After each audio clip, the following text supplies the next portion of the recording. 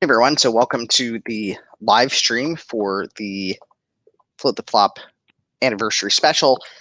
We are not yet at the final table, but I decided to get this thing started a little bit earlier, and that is because we are on the money bubble. So there's 11 spots paid, min cash is 720, and first place is 9K.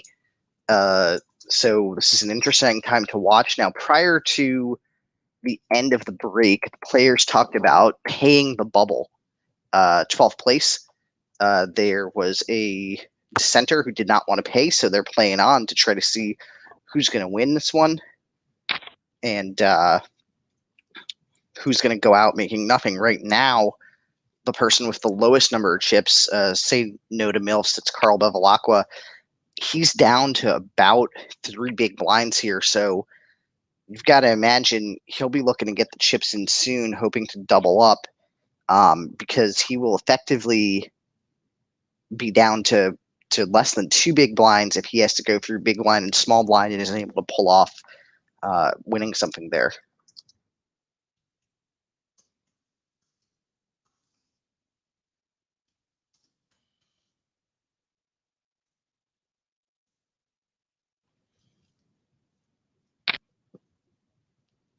By the way, if anybody would like to join this stream, you can definitely do that. Just let me know, and I can send you the information to join in.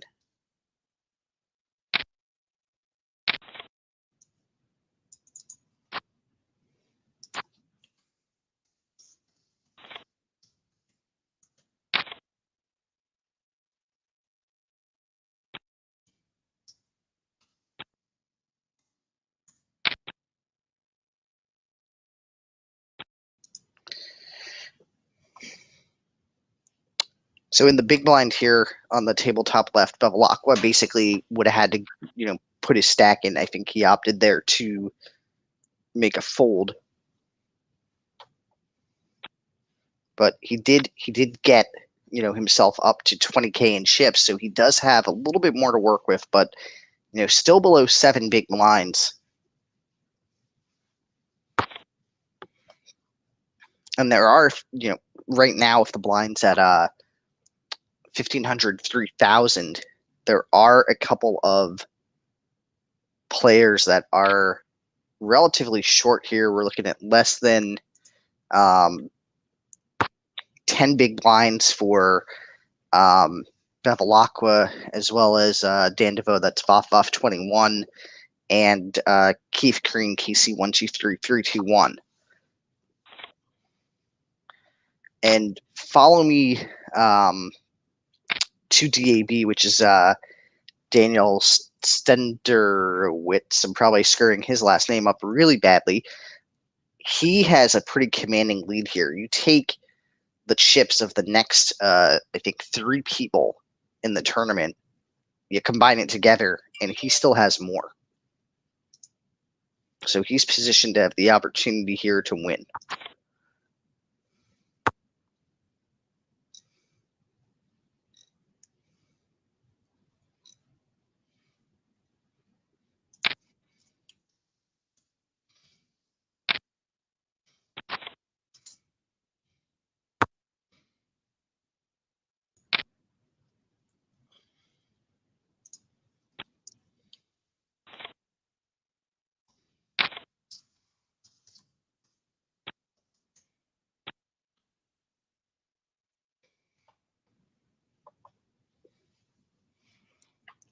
So table 5, that is the top left table. Table 2 is the bottom right table. And then you can see the prize payouts and then a mapping of the usernames to names here on the screen now.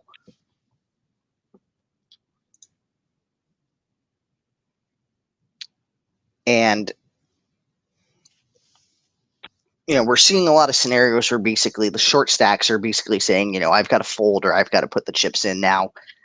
I think when you've got such a commanding lead here with 244,000 chips looking at the top left, there's a lot of opportunity to essentially squeeze the short stacks at this point in the tournament, because they have to essentially say, I'm going to put my stack in and risk bubbling this thing.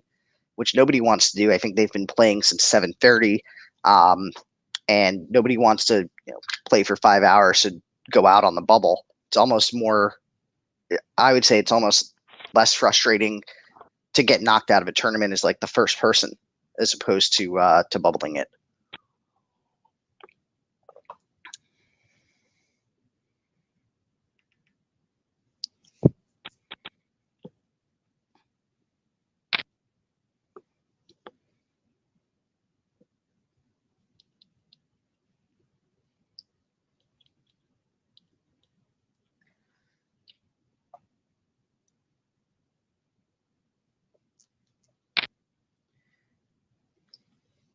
So this is an interesting move here. I'm not sure why he just didn't go all in with the small stack size. It doesn't really make sense because it's not like somebody is going to call and then not bet on the flop when you have less than one big blind left there.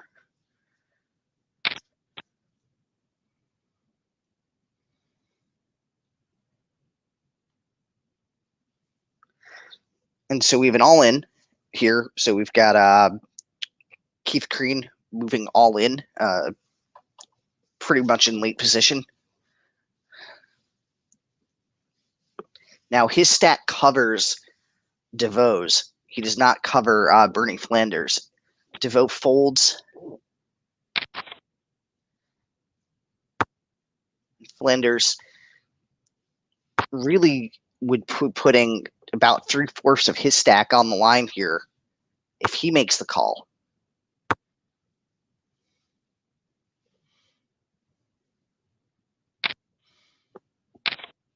And he's taken some time to think about this one.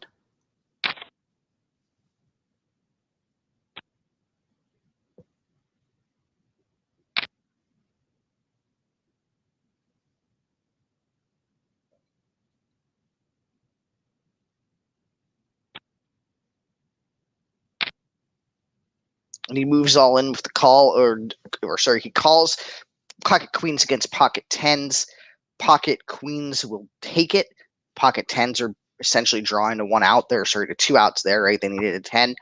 And now, and this is probably if you're Bevilacqua, right? This is the best thing that could have happened because now you've got, Bernie Flanders in the big blind, having the small blind then come up down to about 4 big blinds, and Inter Sandman 42, which his name apparently is Sandman, which is an interesting name, but he's all in.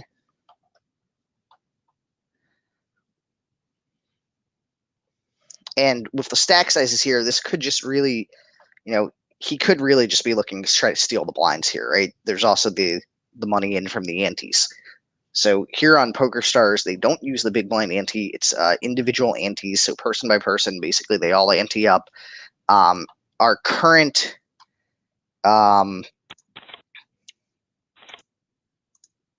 which apparently PokerStars doesn't want to tell me what the blinds and the antes actually are. I know the blinds are 1,250 and 2,000. Or sorry, the blinds are 1,250 and 2,500, not 1,500, 3,000. They will be 1,500, 3,000 soon, I believe. Here we go. The ante is 315.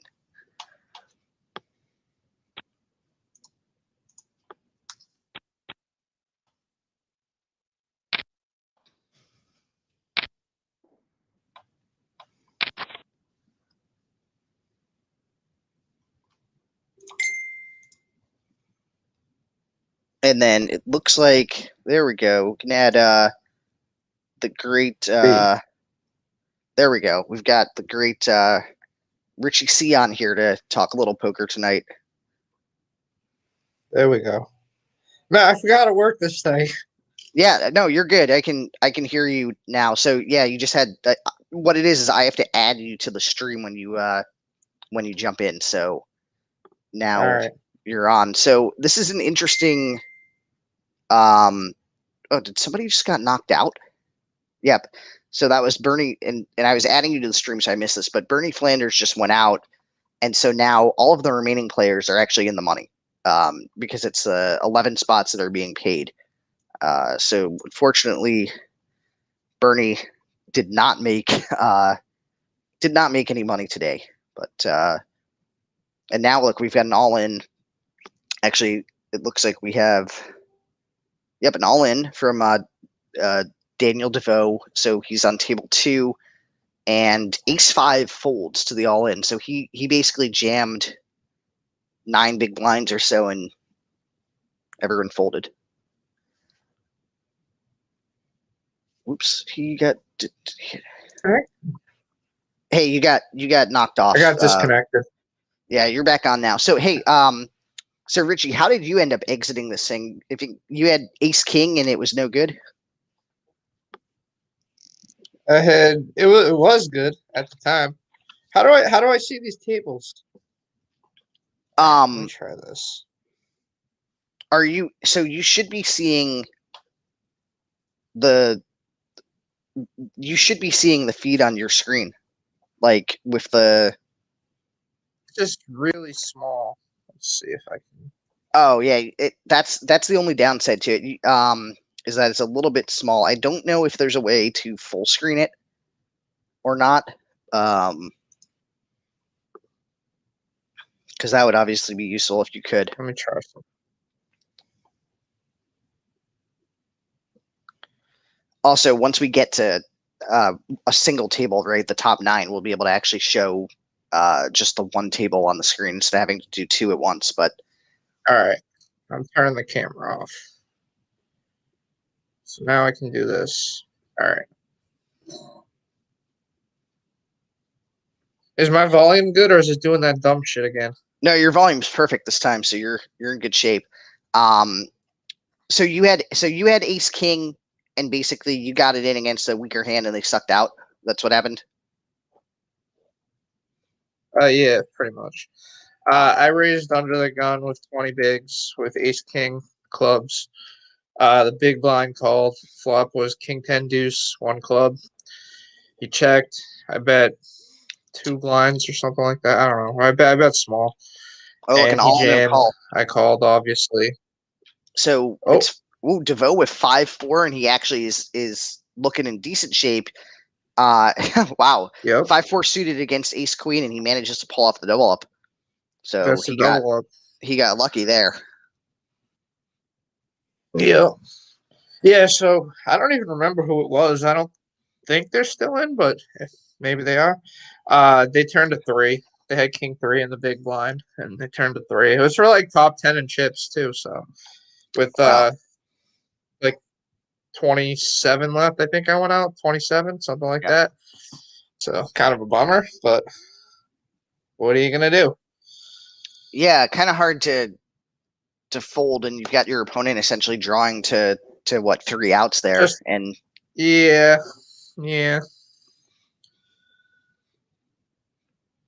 So what do we got for stacks here? People are short, huh? Yeah, so the blinds are going up in a minute to 3,000 for the big blind. So you're going to be looking at 1, 2, 3 players that'll be less than 10 big blinds.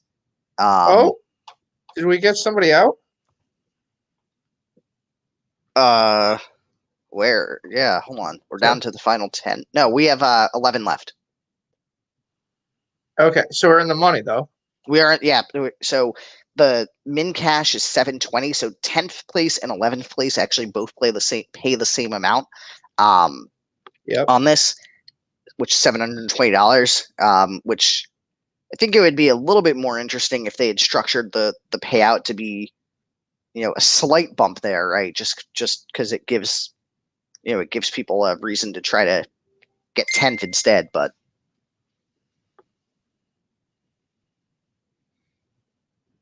So if people want to chat in this thing, how do they do that? If they want to chat, if they go, yeah. So if they're on the YouTube stream, right, they can just type in a comment, and it'll come through, and then I can put it on the screen. We're on YouTube and Twitch and all that. Well, one of the things we're just on YouTube because the streaming systems, StreamYard, only lets you, unless you pay them like $99 month or something, it only lets you send it to one place at once. Got So it. like the best thing seems to be to just send it to YouTube and then post the YouTube link on Facebook. So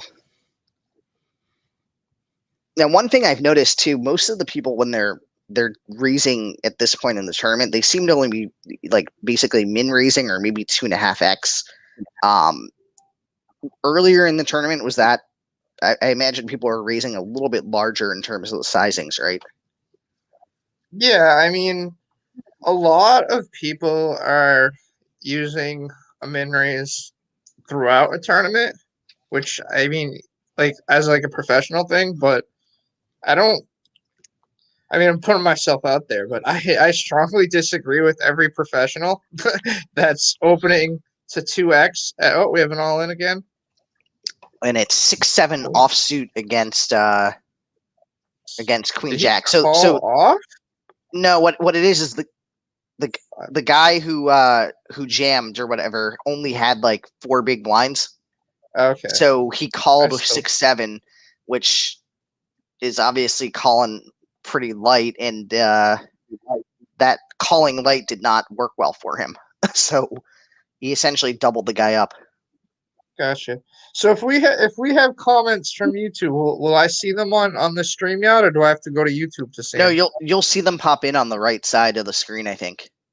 All right. Cool. Maybe you won't see them, but I'll post them or read them out so that they show up. Do we have any? Does it tell you how many viewers? Do we have viewers? We do. So we were at 7, and then for some reason, a couple of people quit watching. So they must have gotten upset. I don't know. But we're down right now, down to 3. Wonderful. So let me also post the link. I gotta post the link. When we get the final table. We had a lot last time we did this. Yeah, you know what it could be is that people, like, when they busted, they got mad, left their computers, and decided to like go out and go drink or something. I don't know. But I don't know. Let me also throw the link in the old Limp Call Poker group.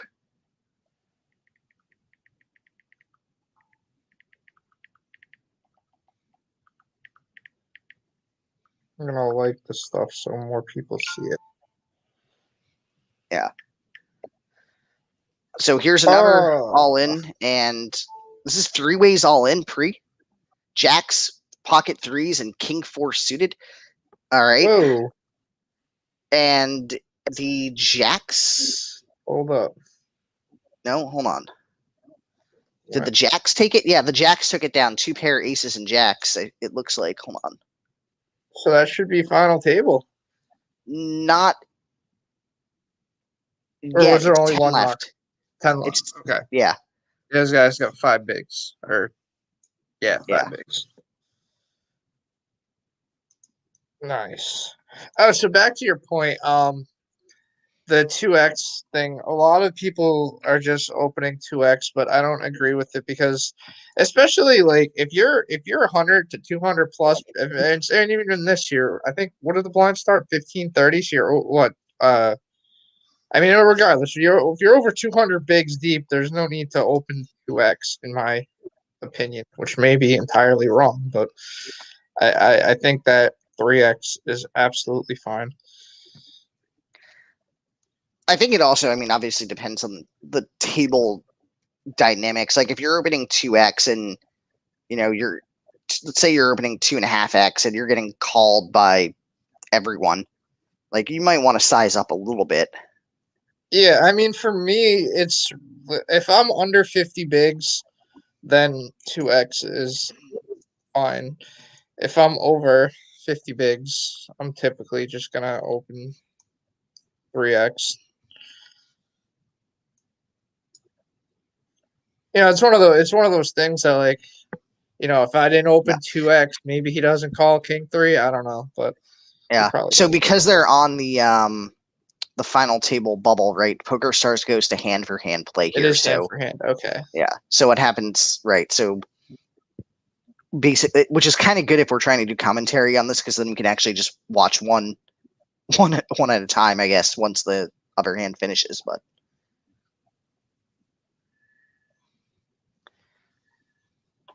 and so the ante now has also gone up pretty. So it went up to 500, right? So it's basically it's 1,500, 3,000, 500 ante.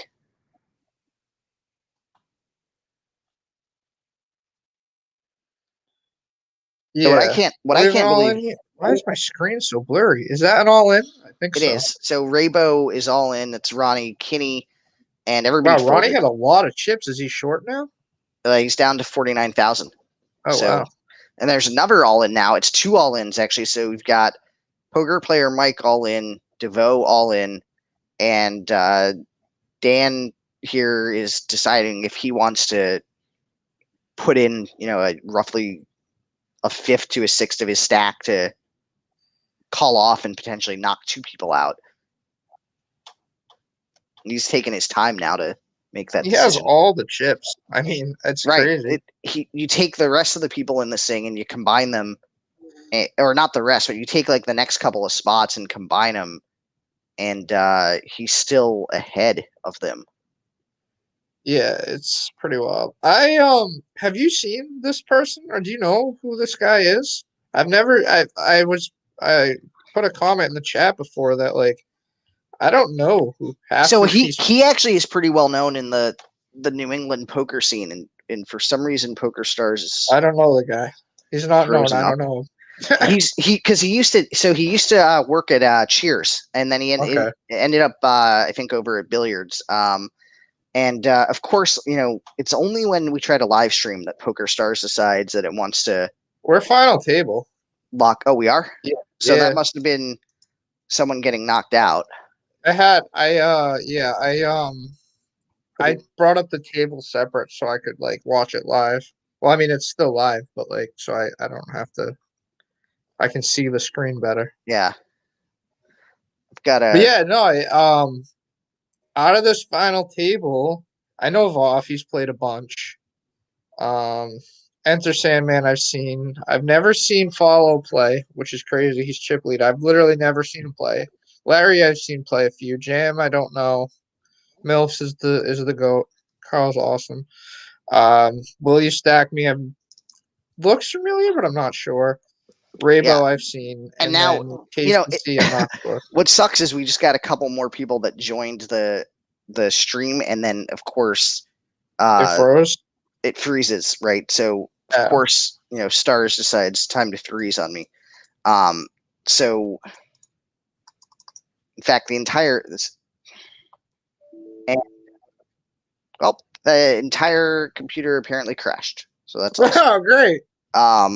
So let's see if we can get back in.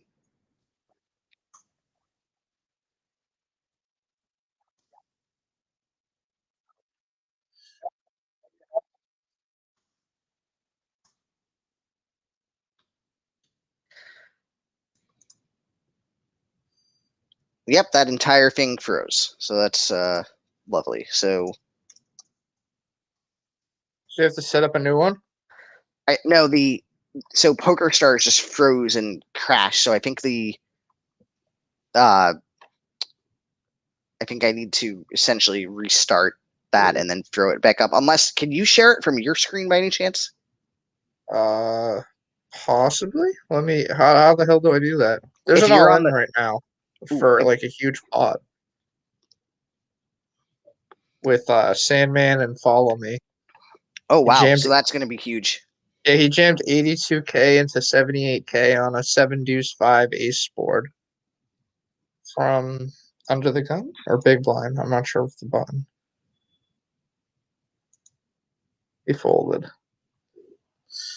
All right, so how do I share it?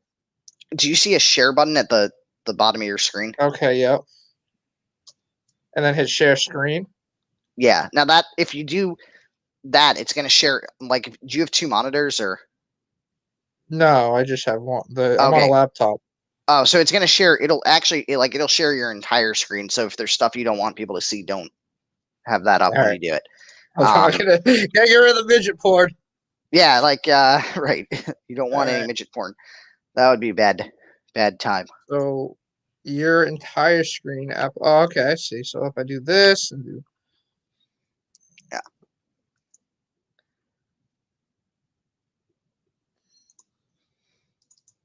my camera's not on, is it? No, your camera's not on. So yeah, now we've got the There we go. table back on here. So who went out in what who had gone out 10th then? 10th we have. Oh, where the hell did it go? Oh, 10th was poker player Mike, I think. Poker player Mike, or just Okay. poker player. Yeah, poker player Mike. So that's Mike Clementi. Yes. Sharing a window. Okay. It's working straight now? It looks like it's a Yeah, good yeah. size now too. Right, because we only have the one table now, which is good. Does it Um matter if I do I didn't have the window full screen. Will it make it bigger if I make it full screen? it will. Okay, so you did share a window, so you're good too. Like if like I don't know, let's say somebody messages you like their bank account number on something, it won't pop up on the screen. All right. So All right. So what do they guarantee? What do we guarantee? Can you so put the? now Oh no, you can't put the pays on the side. I was gonna say I could. actually I can get that put in pretty quickly um for this, which by the way, my Poker Stars now does not even want to open. So this is fun.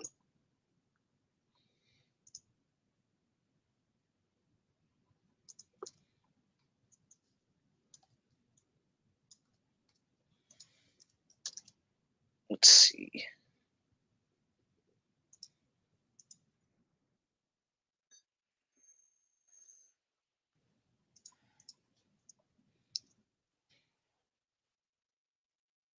Yeah, so they're guaranteed 1,200.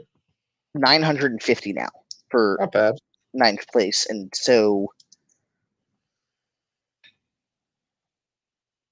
So pretty wild. The guy, whoever Canadian club, whatever. yeah, They were in for 3 bullets, lost with aces, lost with kings. And when I saw them say that, they were super short, I believe, or fairly short. And they did manage to cash, but unfortunately, I don't think that was not profitable with 3 bullets. It's kind of crazy losing with aces and kings in one tournament. yeah, no, that's yeah, because if you min cashed what's for 720, 720, yeah. So rough night there. yeah, I really wish there was a way that they could have hole cards, but obviously not. yeah, you would have actually lost 375 playing this, which There is we go. Carl's in the chat. In the chat and playing. yeah, he's saying the old high Solon remark there. Yes. Where's Um, Paulino, man? Come on. he is apparently not permitted to play. Wait, So he's not permitted to play? yeah, he may have engaged in some dishonorable conduct in the past and gotten banned Like recently or like a while ago? like months ago. Oh, I didn't know about this.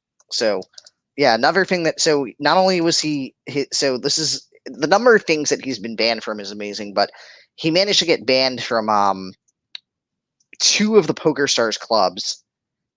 His entire Facebook account got banned because he was trolling too much, so he had to make a new one, which is just amazing that he got his entire account banned.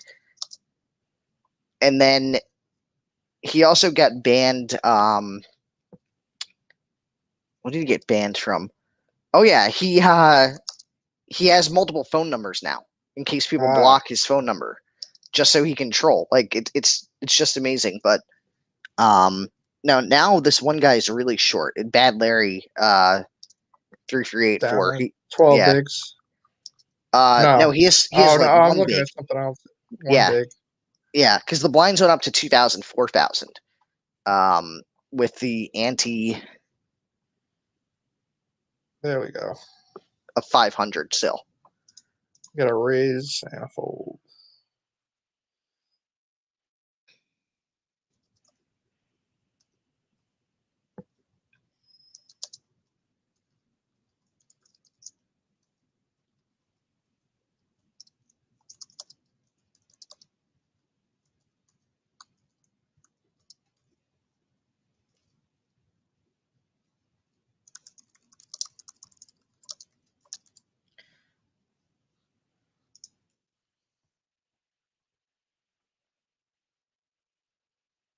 Wait, did you post the StreamYard link or did you post the YouTube? Oh, you did post The YouTube okay. link, yeah.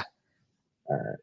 Yeah, the StreamYard link is only for people who are going to join and talk. So what should be happening now, and I'm Because we hoping get this more works. than 7 people. Well, no, we should have the payout scrolling across the screen at the bottom. Oh, that's pretty cool. Yeah. Oh, it's gone. It was there.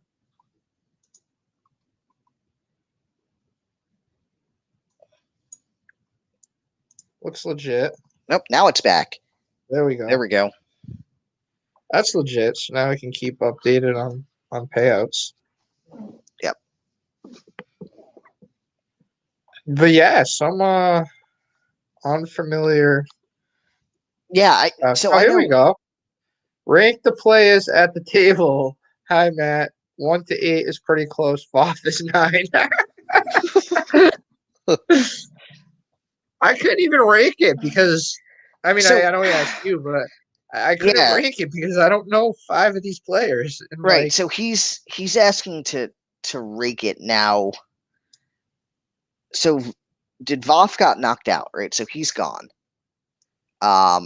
Clemente's gone. No, Voff is still in. What am I like? Wait, hold on. Is he still in? Yeah, he's in 4th. He's probably gonna win. Wait, let me guess. He's the guy who's in the very bottom of the screen. Yes. Yeah. See, I cut that off by putting the stupid banner over it. Oops. So yeah, good job. So that's why I thought he was out, but no, he's still in. And then who was so? Oh, it was Canadian Clubber that got knocked out too. Yes, that's who it was. So, yeah. So if I had to rank them, so I would say Dan Stenderwitz is he's pretty good player. Will You Stake Me? He plays online decently. He seems to be pretty good. Ronnie, I can't really give so Jamie, Richard, Ronnie, Sandman, I can't really give anything on. I know Dan DeVoe is really, really a good player. Which one is Dan? He's Voff. Yeah. So if you look him up on Hendon, he has a pretty good set of results there from live play too. So let me just pull him up.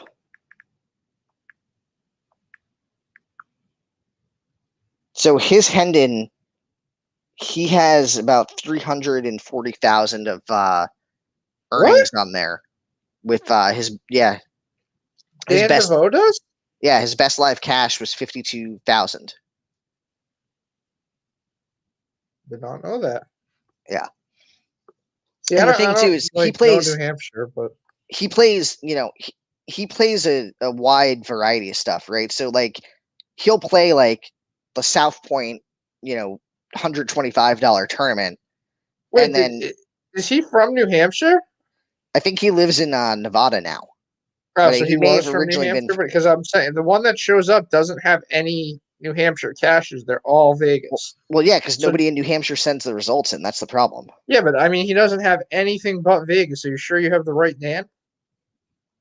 Well, it would be real interesting if we're looking at the wrong guy and we think he. I don't think this is the same one. I mean, I don't know. I'm not criticizing. I just. If he's from New Hampshire, you would think he has some caches at Foxwoods or something. Like this person only has Vegas. Yeah. And seems like. So maybe it's a different guy who has the same name, and he's not a thousand, a 340,000 there or whatever from playing poker, but Oh, maybe it is. or maybe it is. We don't. Yep. No. Apparently, Austin says that is the right Dan. The guy. So it is. Oh. It is the right one. So yeah, he's got over 340K in tournament winnings. But the cool thing is he plays everything from like the $125 South Point Yeah, I see tournament that. to like the 100K guaranteed or like the WSOP main. And that's where his biggest cash was. He played the WSOP main and he cashed for like 52,000 there, which in the scope of the main event isn't, that's not like a huge. He wasn't at the final 3 tables, but it's not bad to profit 40K from playing a few days of poker. Yeah, it's okay. Yeah, Danielle just said it's Bird Brommer's brother from New Hampshire. I just think it's really interesting that every single cash is from Vegas. Like there's no I'm going through them, and in my amusement here, It's almost. I mean, I would almost say like if you lived in Vegas, right? They have so many that you events out wouldn't there that you travel. wouldn't need to leave. Like if you right, Fair. like and if you're playing poker all the time, like maybe when you go on vacation, you're like, oh, I'm just gonna go to the Bahamas and just go to the beach and not play in the casino or whatever because you do that all the time in Vegas. Gotcha. Yeah, so from 2008, so the whole poker career life, whatever, 12 years of cashes, every single one is in Right. Vegas. So he was from Massachusetts, according to Corey, and then he Moved into relocated out. Vegas. Yep, to Vegas. Okay, so it's him. I get it, but like I'm still amazed that he's got 300,000, and everyone is in Vegas. Not one cash outside of Vegas. Right. And then let's see if I can. So I'm trying to We see got if it I all can. in and a call. Jack 10 on a. So There it this was is. the open-ended draw, which hits. And Follow Me has a And million. goodbye. Yeah, goodbye to Ronnie Raybo, who was out in 9th place for something. out for 1,000. 9th place for $950. Nice. So So back to the point, Solon. Dan is easily the best player at the table because he has the most money on Hendon Mob. well, that I mean, he's definitely a pretty strong player. So I've played in these things a few times where he's been at the table, and he plays a good game. He's not afraid to try to put pressure on people, and a lot of times, so it's interesting because a lot of times he puts the pressure on, and you've got to decide you want to call off with your entire stack, but he may be putting the pressure on with something relatively marginal. So he might jam, ace 9 offsuit, and you've got to decide you want to call off with like ace jack off or whatever. But on the flip side, he might have like pocket kings because he plays them the same way, and you can't really tell. Right. So he plays like most people should play. Carl says we should talk more about Vaughn. So there's a final table. It's $9,000 up top. Shout out Float the Flop for having the biggest tournament in their history. No rake. yeah, no rake. It's an amazing. Hey, fun fact. This prize pool, nothing against however you. It's always going to be managed to me. Filatimo, I don't know if I said it right.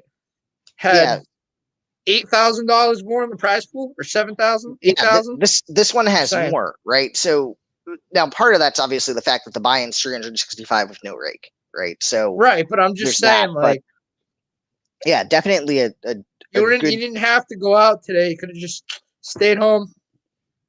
Right, you could have slept in till like 6 o'clock too, and then played. But which is what I did, which is what I should have done because I was out last night until 1:30, and then got up to go try to play the tournament in Manchester, and then had to go take a nap before joining this live stream. But and you played your hand terribly from the general public. That's what they say. Right. They all think. Yeah. They all think. So for those who missed what wasn't a bad beat story because I actually got it in on a draw, but I have 8-9 of clubs. The flop is 2-3-9, 2 clubs. Right.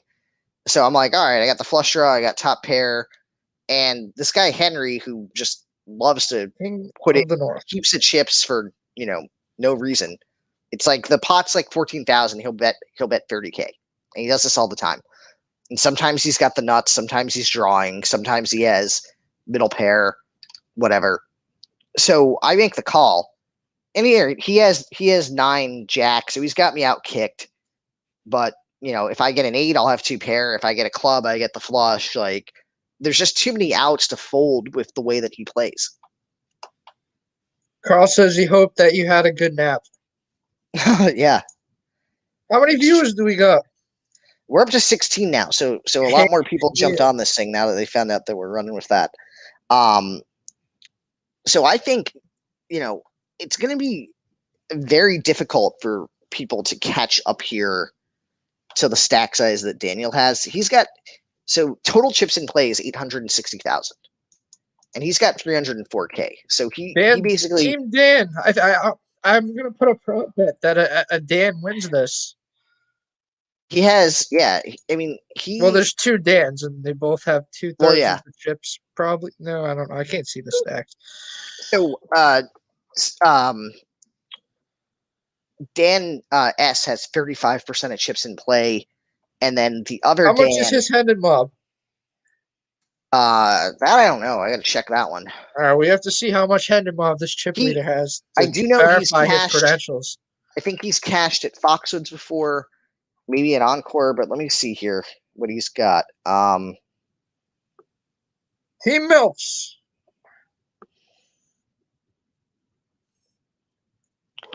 So he has 273,000 in career winnings. His best cash. Wait, what? Yeah, his best cash was 108,000. And that was when he took first place in the Venetian Deep Stack Extravaganza. He entered the Queens pocket tens. Got the value. Yeah. So he played at the Venetian. It's 2011. He took first place or 108,000 in the Deep Stack Extravaganza there. The chip leader, Dan? Chip leader, yep. And then the other one that he took a decent size down. So he played the WSOP circuit when it went to St. Louis, it looks like, and pulled in 41K for first place there. Now the events were totally different in sizing. Like the one that he won 6 figures in, that was 1,070 buy-in. And the other one was 345. So, definitely this guy's no slouch. He's got 100. Right, he's no slouch. He's also, he's final tabled down at the Borgata and also at a couple of things in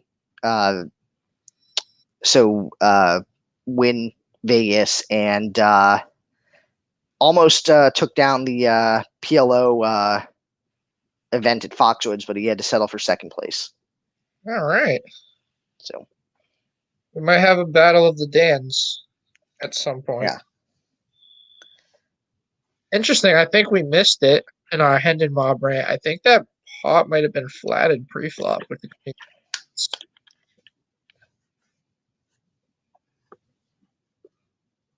And Carl says whoever busts him, he wants to trash on stream. Well, he only has 7 big blinds, so I imagine that Carl's gonna win. Carl's gonna win. Don't worry.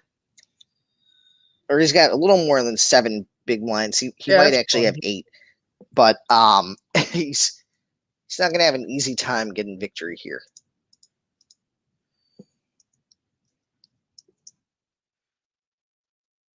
I don't know if you saw, Carl had like 4 bigs on the bubble, and is still in it. So right, he did get aces that did help. Yeah, but he's still in it.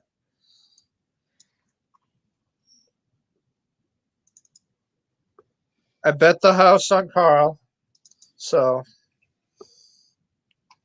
good luck. No, you had Carl said he had 7 bigs. I thought he had 4. I'm trying to give him more credit here, but he was short on the bubble and got through. What about Sandman? What's the Hendon Mob status on Sandman? Well, so his name on Facebook says that he's named Sandman, like first name Right. Sand, last name Man. So when I go to look up the last name of Man on Hendon, there's just a lot of people. Comes up with It could 22,000 people. it could be Metallica as a collective. Right, yeah. Like, And then if I search for Sand and Man, right, on Hendon, I find some Australian guy who's won $5 million. I'm pretty sure that's not who's playing today. wait, I got the info. It's Sanford Brill. Okay, so it's all right. So it's not Is there really a guy named Sandman with 5 million in cashes? That's so funny. No, when I search for Sandman, he comes up, but his name is Jeff Lissandro. It's probably because it had sand in the name. Oh yeah, he's good. I know who that is. Yeah.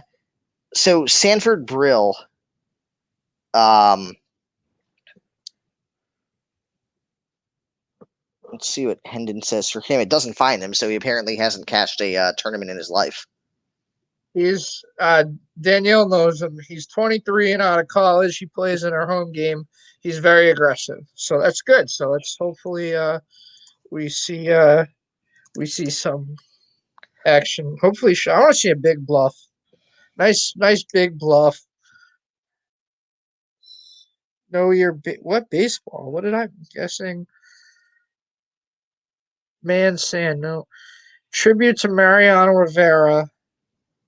And on Now, this guy's Sanford Jackson. Wait. So, do you think Sandman is? I watch a lot of baseball. All I did, and there's a Mariano Rivera was the Sandman. I'm gonna go with it as a Metallica reference. I'm probably wrong. It could be a tribute to Mariano, I think, but isn't that Metallica? Am I like so out? Well, there was Enter Sandman was like their big hit song, right? Right. That they had. All right, who wants to prop bet me that it's Metallica or Mariano Rivera? Because like I don't know. So here's the thing that Sanford Jackson. He's a very hold on important. He's a very good player. That's what Danielle says. I respect Danielle's opinion that he's a very good player. But Sanford Jackson. Austin's gonna bet me $100 that it's Mariano Rivera. Damn, so this guy it probably is. But this guy, Sanford Jackson, who's in the chat, for when he said he won the Aussie Millions or whatever, I almost thought it was Paulino trolling under another account, but it probably isn't because some of the other comments he put aren't like ridiculous. So this is only going to get more fun. That's word. If Paulino shows up, that's me. If Paulino shows up in the chat, then see, the funny thing is he had because he was trolling so much, he actually got banned from commenting on YouTube. But he probably has a second account now, so he has at least 2 accounts, right? Which is amazing. And by the way, apparently, not only is he banned from the Float the Flop games, but he is apparently banned for life. So he's got to die and come back if he wants to play. So if he pulls a Jesus, well, this is an interesting board here because you got 3 clubs and 3 Broadways. Ace, Queen, Jack, 9-3. Decent size pot here, 77 in the middle. Yeah, look at that Ace 3, the 2 pair. Albeit the pair of aces was going to be good enough. Yes. Without 2 pair. We haven't seen him really use. Okay, now maybe he's cut off. So I mean, with 300K, I'm surprised to not see him more active, but it's still early.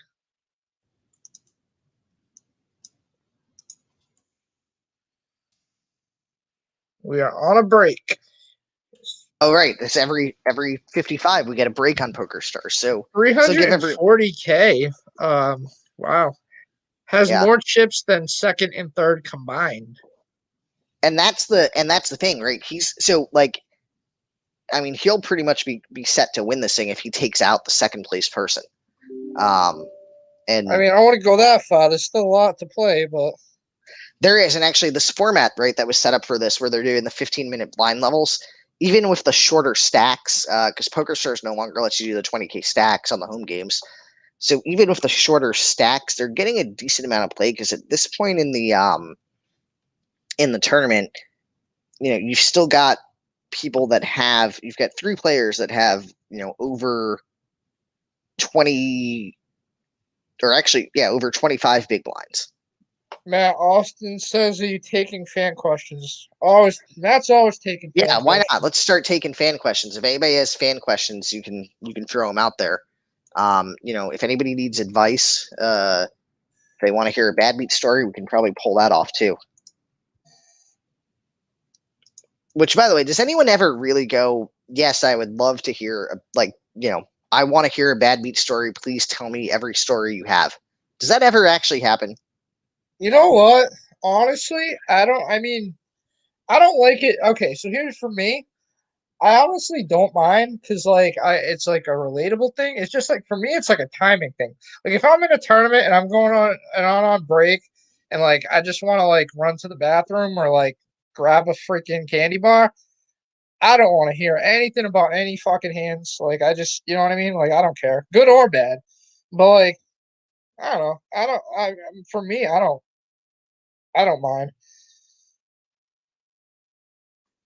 I think so. Sometimes, right? So with the bad beat stories too, like you do have an opportunity to actually learn from them and figure out, like, did the person play in a way that's going to cause them to lose the hand? Like, is there a way they could have played differently and not gotten, the I bad beat? feel like this is like you would. Well, not today because your hand today was fine. So, but like I feel like this is you like 98% of the time when someone's like, "You didn't play that good," and you're like, "Well, like the queen eight here. Go, let's bring up the queen eight hand."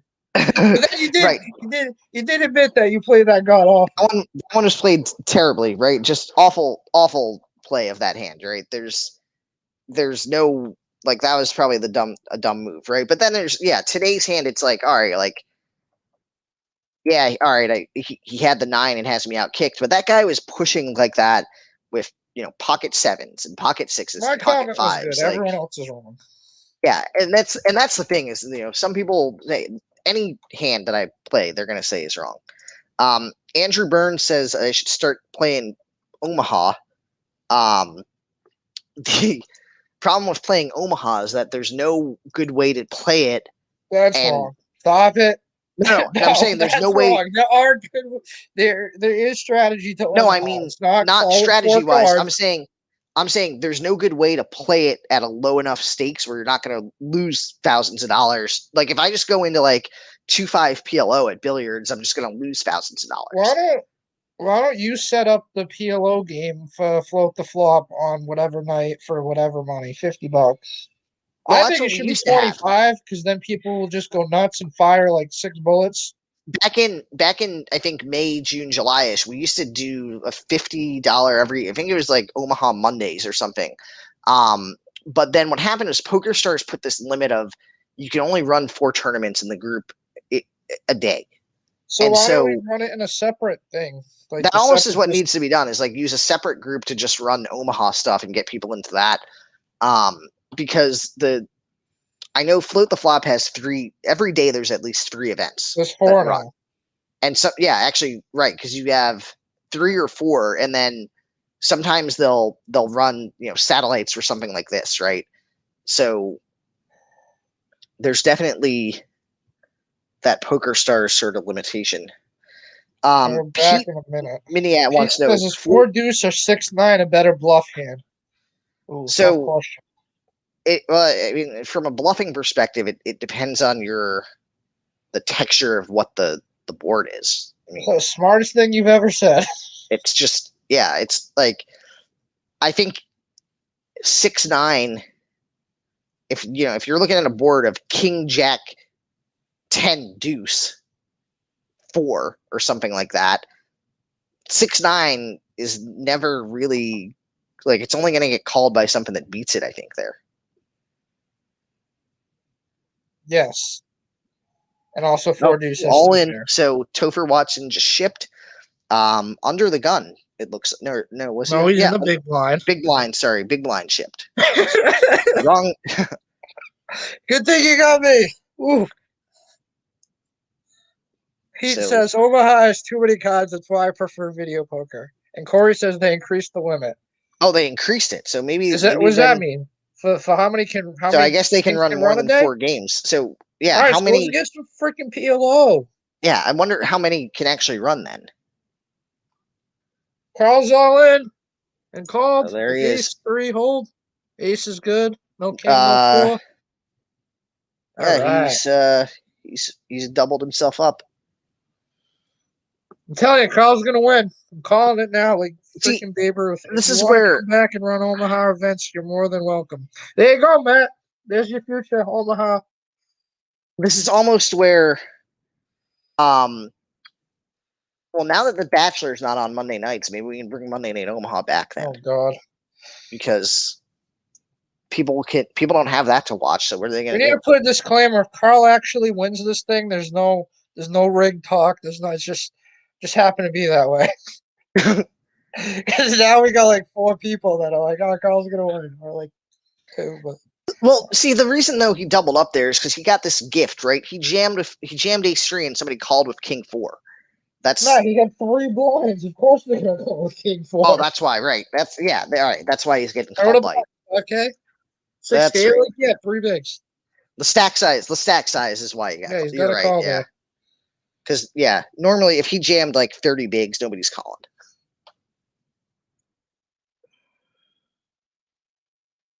Did it disconnect? No, it's still All going. right. All right. So and then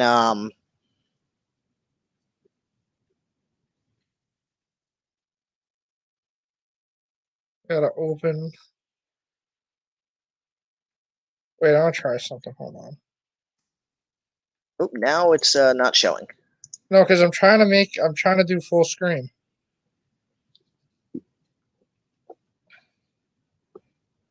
It is full screen now. There we Oh, go. there we go. All right, cool. I had it smaller before, so I was trying to see. Is it bigger than before? Whatever, it's good. It's about the same size, but the good thing, so the people watching the stream through YouTube, they're able to see it full 1080 or whatever. Nice. So Yeah, yeah. according to Austin, he's running amazing. Ace Queen. High. Good. Yeah. What 2 5? All right, so quite a few short stacks now. Right. Or has been, but we've been blabbing about other things. Poker over MILFs. I do not have that mindset. Yeah, because they're I so mean, level. depends how good the poker game is and how hot the MILF is. And I mean, I guess that would kind of matter to some degree. I mean, the average stack rate for them is 22 big blinds. However, that average essentially ends Flush up. comes in. And check. Oh, he had an 8. He was trapping again like earlier. Sneaky. Matt, so why didn't you play this? You were at the brewery? Yeah, no, I played in Manchester and I ended up at the brewery, and then I ended up taking a walk in a park, and then I ended up going to Whole Foods to buy food. Gotcha. So instead of making $9,000, you went to buy overpriced food. Yeah. Now, I guess if I won the 9,000, I could have hired somebody to go do You my got it grocery all in shopping for me. for 6 bigs. No, what math? 4 bigs.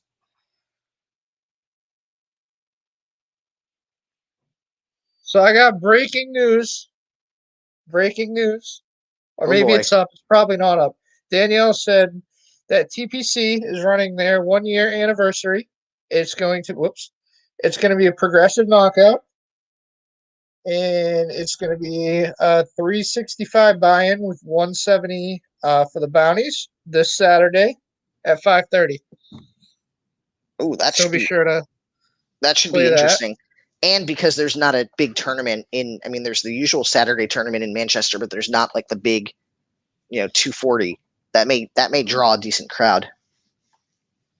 I don't think the 240. I mean, I would say in the future, if Corey's still listening or whatever, I think it's a good idea to not run big tournaments on the same day as other big tournaments. Just saying. Because you're right. I think that's a good point that, if people weren't playing that match still, or might not want to fire a 250 and a 360 in the same day. I think if they were, and what's good is we know that match is every last Saturday of the month, so Right. can plan, maybe the second Saturday. Carl's all in. This could be it. If he's Queen called Jack, Queen he's Jack. got Oh, kings. well, he's looking good here. Made it. Oh, diamond. Oh, Oh, suck out. He sucks out on him with the damn it. he gets the flush. And that gives Daniel almost half the chips in play. Oh, yeah, So yeah. There goes the house, Carl. Thanks. yeah, Carl just got drawn out on. All right. So I have no more care who wins. Oh, I mean, that's you can't pocket kings. You got to get it in there, right? So I he don't could think have folded. I think. No, he's never folding kings there. It's going in. You don't think so? So now, Yeah, but what about the page hubs? What about ICM? I mean, in that position, no, you get it in with kings. Especially, what was his stack was what something like 6 big blinds, 7 big blinds. Oh, so Corey said today's the actual anniversary. So yeah, that makes sense.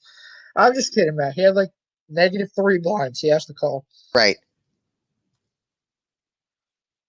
Although I will say, could have had a nice little $1,000 ladder potentially. Yeah. Still not folding, but I'm just saying, like $1,000.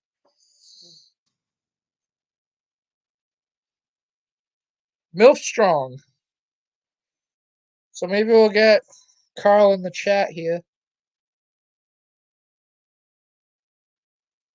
We need more commentary. Why does no one else like doing this? Some people are afraid to comment because they don't want to get trolled out. But so it was the actual 1-year anniversary. So yeah, it was interesting too. Just call. Ace Queen and Ace King. Ooh. Nothing like having like 2 blinds and getting it in with Ace King or Ace. And he gets the King on the river, which he didn't really need, but that's a big double up for him. Unfortunately, a big double up is still under 10 bigs. Yeah. Yeah. Blinds caught up quite a bit here. And Unknown Dan has 390K. He's not really unknown. I mean, the guy's he's unknown to me. Doesn't count. Yeah. Matt, check your Facebook, says Carl. Oh yeah, I gotta send him the link. Okay. Hold on. Is he getting in? We're gonna have more. Let me send him the link. Team Hoff. Oh, we got it all in a call. I'm gonna guess Larry's good here. Ace Queen against Ace Queen against King 10. And King 10 is the nuts, right? No, the board was paired. Or right. I mean, King 10 wins, it's the straight. Yes. So not the nuts, but the winner. A decent hand when it's checked to the river. Yeah. Oh, that was weird. He had Ace Queen too, so kind of interesting there that there was no bet. Now I can't get this is interesting. Like I'm trying to send to Carl the link so we can jump onto this thing, and my Facebook is frozen.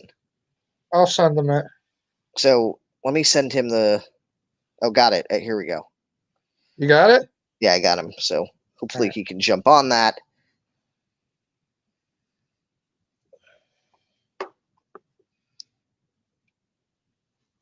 So we're now down to 6 people.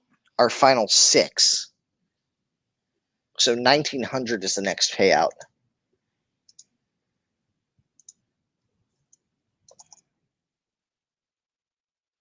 So you think we're gonna see this one play out? I'm I thinking maybe. I feel like they may play it out just because if you look at I don't think we see any sort of deal until we get some of these real short stacks out of here. Maybe a Right? heads up deal. Yeah. I mean, a lot to go, but we're definitely seeing the left side of the table have all the chips, Right. all of them. Pretty crazy here that what do we got? Sixth is what 1,900, and then $500 jumps. Here we go. Right. Payout six, 1,900, $500 jump here. So and then 600, and then $1,000 jump. So that's cool. And did we move up in blinds to so it looks like we're at 3,000, 6,000 Three now. six. Yep. So 2 blinds, 4.5 bigs, and 11 bigs for the short stacks. Yep. So the average big blinds 24 big blinds for these guys.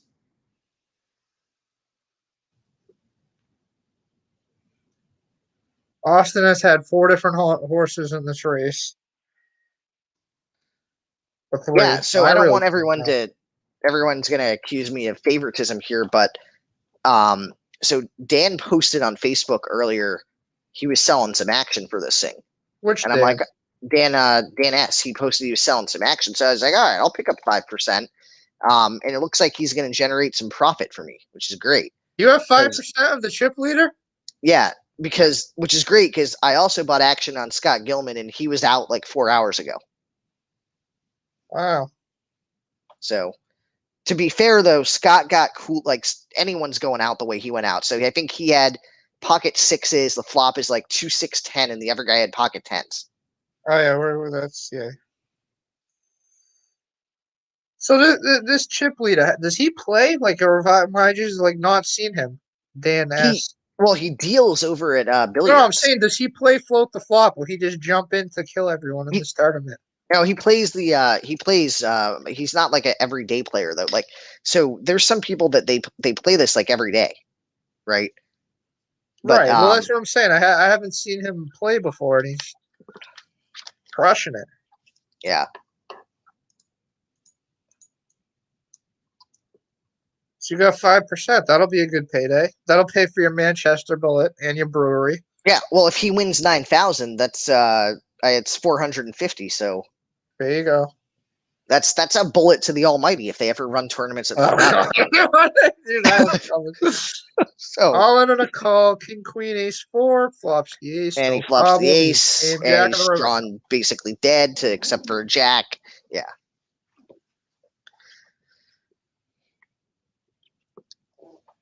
Oh, so they're neck and neck at the bottom for a $500 jump. How many viewers we got? 18. 3? Yeah. Now 3 of them might be like fake, Polino accounts, but. So how many do we have? 18. All right, not bad. So. Old enough to know better, young enough to be aggressive. Carl is trying to join. Right. He is in here now. I believe he's in. Yeah, Carl, can you hear us? Yeah. All right. Hey, so that was an interesting exit there for you. The get it in good with you had kings and queen jack suited called and hit the flush. Yeah, if I'm being honest, I just like most of my bust outs go. I just kind of got outplayed, but what can you do? Well, didn't you get it all in pre? Yeah, all in pre, but the cards do what they do. Yeah. Sometimes you just you can only do so much, but I tried. But it's not about me. It's about these legends here at the table, and you. So, and I'm so glad to meet you. I've been your fan forever. Do you notice I like every post you ever have? Yeah, because I think every single time that I get it in and get sucked out, it's usually because you called and nailed some sort of wild hand. Yeah, I right? do. I am really bad, so that does tend to happen a lot, especially. We have it all in. I'm not gonna lie. Yep. KCC all in here. Yeah, ooh, over the J for like 3 lines. KCC? Yeah. KCC is Keith Crean. So it looks like there's an open to 1800. He shoves, gets called, or Sandman. Got all of this. I'm gonna guess that this board hit him. It probably hit someone. That's okay. Ooh, And the ace queen is going to be good. with the triple up, Yeah. and now Yeah, I fourth honestly and fifth. wasn't watching the action. I'm not gonna lie, but I'll pull it up. It was king 4 against ace queen, and the king hit top pair or middle pair. No, Yeah, second pair. Yeah, middle- my boy second Sandman pair. was going for the bounty. You know, can't blame him. So- Sandman and I play live a lot, so or we used to anyway. Not since COVID much, but he's in MILF Industries. Him and El Dorado, Austin Eckert in the chat. They're part of MILF Industries. It's like what they call it. MILF Industry. So it's our little stable here. There you go. We Wait, are you basically just guys- collude. We just collude against Vault because that's like pretty much the only way to beat him because you know he either runs good or I mean he never really outplays anybody, but he's just kind of a luck box. So we just kind of 3v1 when we have the opportunity. Matt, we have a scandal. We have ace three. Oh man, It chops to a flush. how good can you run? No, B has a heart and it just chops. Ooh. That's a wild run out. Tough scene for So my Matt, boy there. we have MILF breaking Industries news. down bad. Collusion has So- been admitted to in there. So The this game. is actually something that so this is a question. All in. Ooh, all in. Ace 9 against jacks. Jacks hold. Yep, the jacks are good for the double up. It's an interesting thing with online, and this is one of the reasons some people don't like online poker and they want to play live, but it is obviously easier to sort of collude if you're online because you can do stuff like, for example, you can, log on to a Zoom and share screens and show other people, your hole cards and stuff like that, or whatever, which you couldn't really do in a live room. I actually have a lot of thoughts on this, to be honest. When you're playing like on, actual stars or ACR or something, there is some level of protection there. There are probably some people doing some advanced strategies to collude a little bit, but I feel like you could probably only get so much of an edge and get away with it. In these games, they're like to collude and not have a good player notice is like, I feel like probably not that likely. Maybe it happens sometimes on a really small scale, but like it's a lot easier to just get good at poker, or like at least not good. Poker is very hard, but if you can't beat these games by just studying a little bit, then like it's a lot harder to come up with a collusion strategy than to just study a little bit. So I don't think it's that big of a deal in these games, to be honest, but doesn't mean it's not some sort of risk. I have had people fold. So basically, what Carl's saying like is, if 100. Matt was cheating, he wouldn't worry about it. Yeah, I mean, I think I'd pick up on certain people colluding pretty quickly, and like the good players just don't really need to. There's not really a point. So like, yeah, I mean that's the thing is like, so not to insult people, but there's enough I guess unskilled play that like you almost like it's almost like dumb to try to cheat because you just can probably beat those players anyway. I don't know. Watch like a YouTube video for like 20 minutes and you'll get as much of an edge probably, to be honest. So just do that versus collude. You could. I'm sure there's been some level of collusion, but not anything that I'm personally super worried about. Even though it is something to be aware of. Like if some just terrible players are all of a sudden doing some really sketchy things and you see it a couple times, then sure. But have you seen Matt Wittig? Hey, I have actually won some of these before, and that's the people are like, you can't win. It's like, well, hey, I just won the tournament. Like, you're proof anybody can win. Yeah. Soft play is definitely probably more of an issue, and like any sort of like live atmosphere in like lower stakes games. I mean, I feel like you just see soft playing everywhere. I don't know. Like you're not really gonna see soft playing like high stakes stuff really, but in these home game environments, that's definitely something that happens for sure. Yeah. No friends at the poker table. The chip stacks between Sanford Brill and all Daniel. In. Oh, this is MILF a huge pot, guys. MILF Industries all in here on the river, putting all the pressure on. I think or whatever. So we don't see his cards. MILF Industries with the chip lead after that pot. Yeah, we don't see his cards, but somehow I think he had like the nuts. Wow, good read. Do you think he could ever just have like a smaller flush, Matt? Yeah, it's that too. It's right. He either had the nut flush or maybe a smaller flush. Do you think Team MILF could have just had the king of clubs? That'd be a You know, that gangster play. that would Definitely be put a lot of pressure on Jam Cath or whatever right, his name 'cause is if there you have with the king of two shorter clubs- stacks. right. If you have the king of clubs there, you block your opponent from having the nut flush. So then Yeah, I mean, that he could be could a good have bluff. Would you say bricked the that's a good flush idea to draw. bluff Yeah, with I that don't know. card, Matt? It could be a good idea because you're blocking your opponent from having the nut flush. Wow. Wow. I- Hold on, think- having a heart attack. I might have to think about that again, but yeah, that sounds pretty interesting. Yeah. This is almost like that during the World Series when Matt, what? Oh wait, never mind. Probably too late. What card would you want here for a good bluff card? I'm hoping to have the queen of any queen. Okay, all right, not bad. But so I during gotta World watch with you Series of guys. I've been watching Poker, the live one. It's not going well for me. so Maria Ho basically points out, right, and this sounds like genius commentary, but it should be obvious. If there's two kings or whatever on the board, it means it's less likely that your opponent has a king, Oh true. yeah. right? And then you'd think like no one would comment this because that should be obvious, but then you have the guy who beat Negreanu heads up. I just can't remember his name now. Doug Polk. Doug Polk. Yeah, you have Doug Polk doing videos, which apparently people pay for, where he's pointing yeah. that fact out. So maybe it's not as obvious as we think. Yeah, it's pretty obvious. It's become more obvious over time. You know, like 10 years ago, that stuff would have been like cutting edge, and you could have beat some pretty tough games knowing that. But now, anyone that's looking into really anything is going to know that because Doug Polk and like 50 other guys are telling everyone about it. So the resources are out there. Which It's is nice, but 3 days. Wait, 3 days? Yeah, no. Well, what? 3 days till all in. 3 days till Negreanu versus Helmuth. Right. And I have a piece of Yeah, helmet and then- on that actually. If anyone wants Helmuth at even money, I'm all ears. off all in here. 3 similar stacks, so interesting dynamic at play. I'm not really going to probably talk a lot about strategy because like, the players are half the audience, so I'm honestly not going to say a whole lot. But just interesting dynamic for sure. Sandman. Wow, look at this. He just jammed. He has 400K. Yeah, because he took the chip lead over. Yeah, from but I Dan. didn't think But he had that much. so Fuck. is he jamming here to just isolate, knowing that everyone behind him has a shorter stack? I mean, Yeah, Yeah. and he Oh, probably look at this, doesn't all have in, a ace, flush, king, he's jacks, and just deuces. all-inner. an ace king draws out. Wow, this is the double knockout. Wow. We're down to 3, just like that. I mean, Wow, sick spot.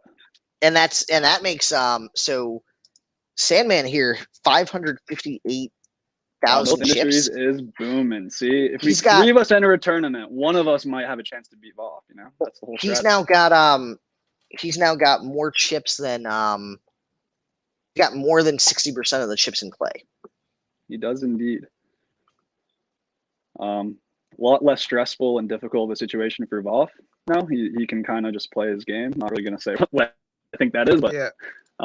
definitely changes I the mean, dynamics a lot now. His for Voff right now that he's just, I mean, that's actually really the best thing that could happen. You have the other Oh, two guys yeah. get knocked out and you just jump and pay out, right? Yeah. So yeah. because he basically jumped from, the next payout was 2,400 and he's all of a sudden guaranteed 4K now. So Now the he's remaining rich. payout, okay, they're So with 4K. that comment, Matt, with that comment, the over/under on smart things you would say was 2, and you're now at 3. So the over bettors are thrilled. You said some sharp Nice. things earlier, man. I forget what it was. And I was like, oh, that's pretty good. But I forget what it was. But I did think earlier. The well, King of thanks, Clubs you got being a pretty good sharp blocker, and then I don't know. He said a few Oh, yeah. smart things. Yeah. I think you've been studying. Amazing. Man. I think you've been in the lab. You've been less in the Facebook comments, and more in the street studying. Well, I was studying in Manchester earlier. It's fresh on the mind.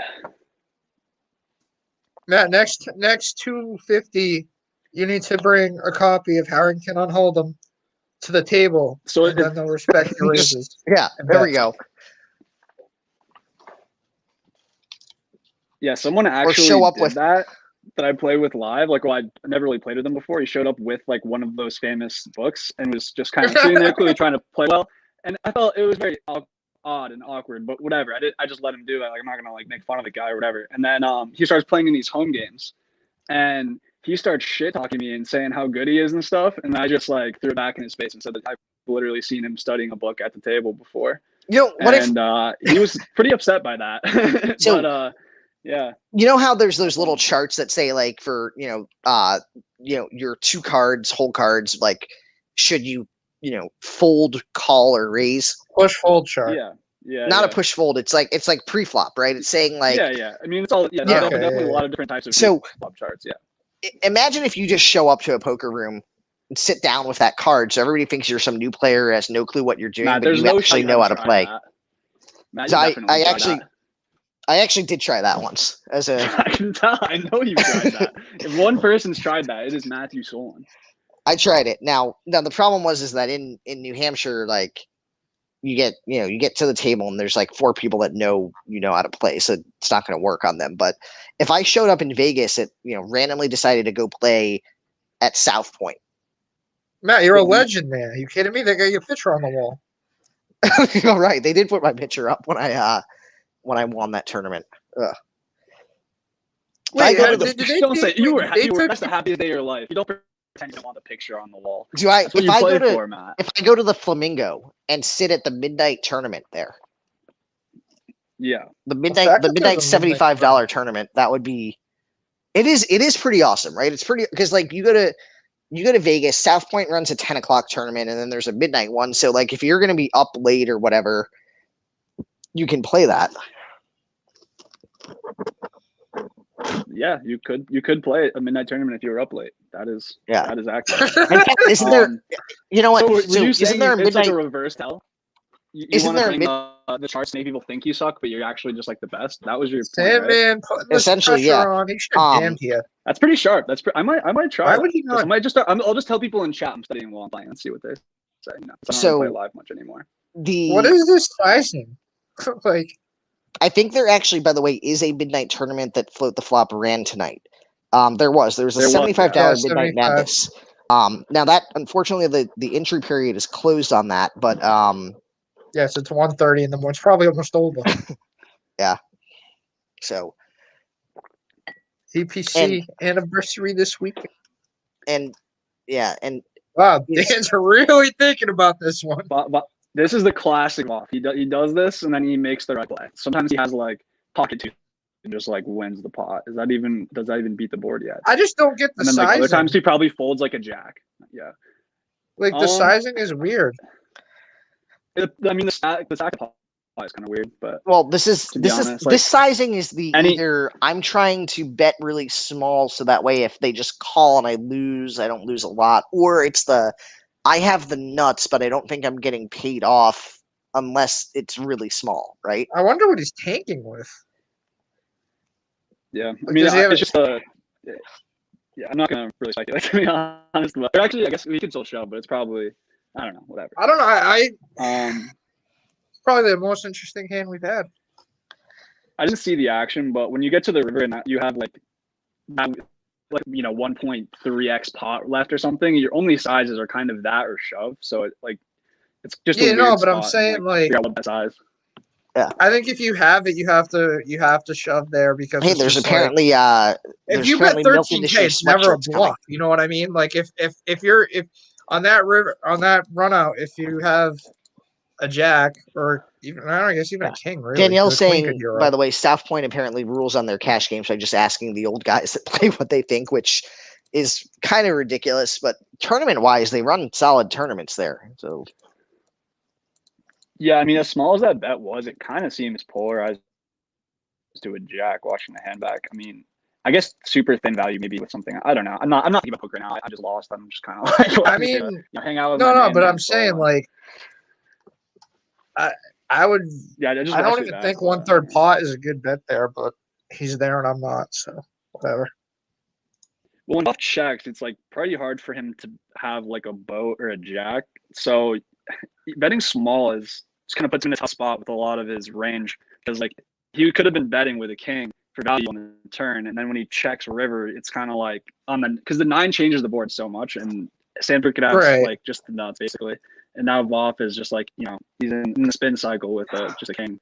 I just think So, it 13K makes is sense, like 'cause he's not gonna screaming call a call shove with, versus if you jam, you could have like just the oddball. Fuck it, I have all the chips. So Voff limped with sure. his stack size. Is that a good move there to limp in Yeah, the small when you use blind? stack sizes, you want to have limping ranges. Yeah, he's got like Now he's all in. And he gets called 7-10 against Ooh. King 3. And the He holds. 7-10 does not draw out. So he doubled up. And he actually has a if he's able I do to it. Nice get a hand double block. up again, he's back in this game. He's still in the game. No, I mean he's back in like with a not a I have to just push or fold every hand stack. That's He what I doesn't mean. have to push or fold. He's He down just to 10 limped big at one. blinds, right? Or he's down to 12 or whatever big ones. Oh. Yeah, but we're three-handed too. Andy Burns is asking about the Chasers expansion, and then what's the Cheers story? They might be angry at Chasers expansion. I mean, the thing is the Chasers proposed expansion.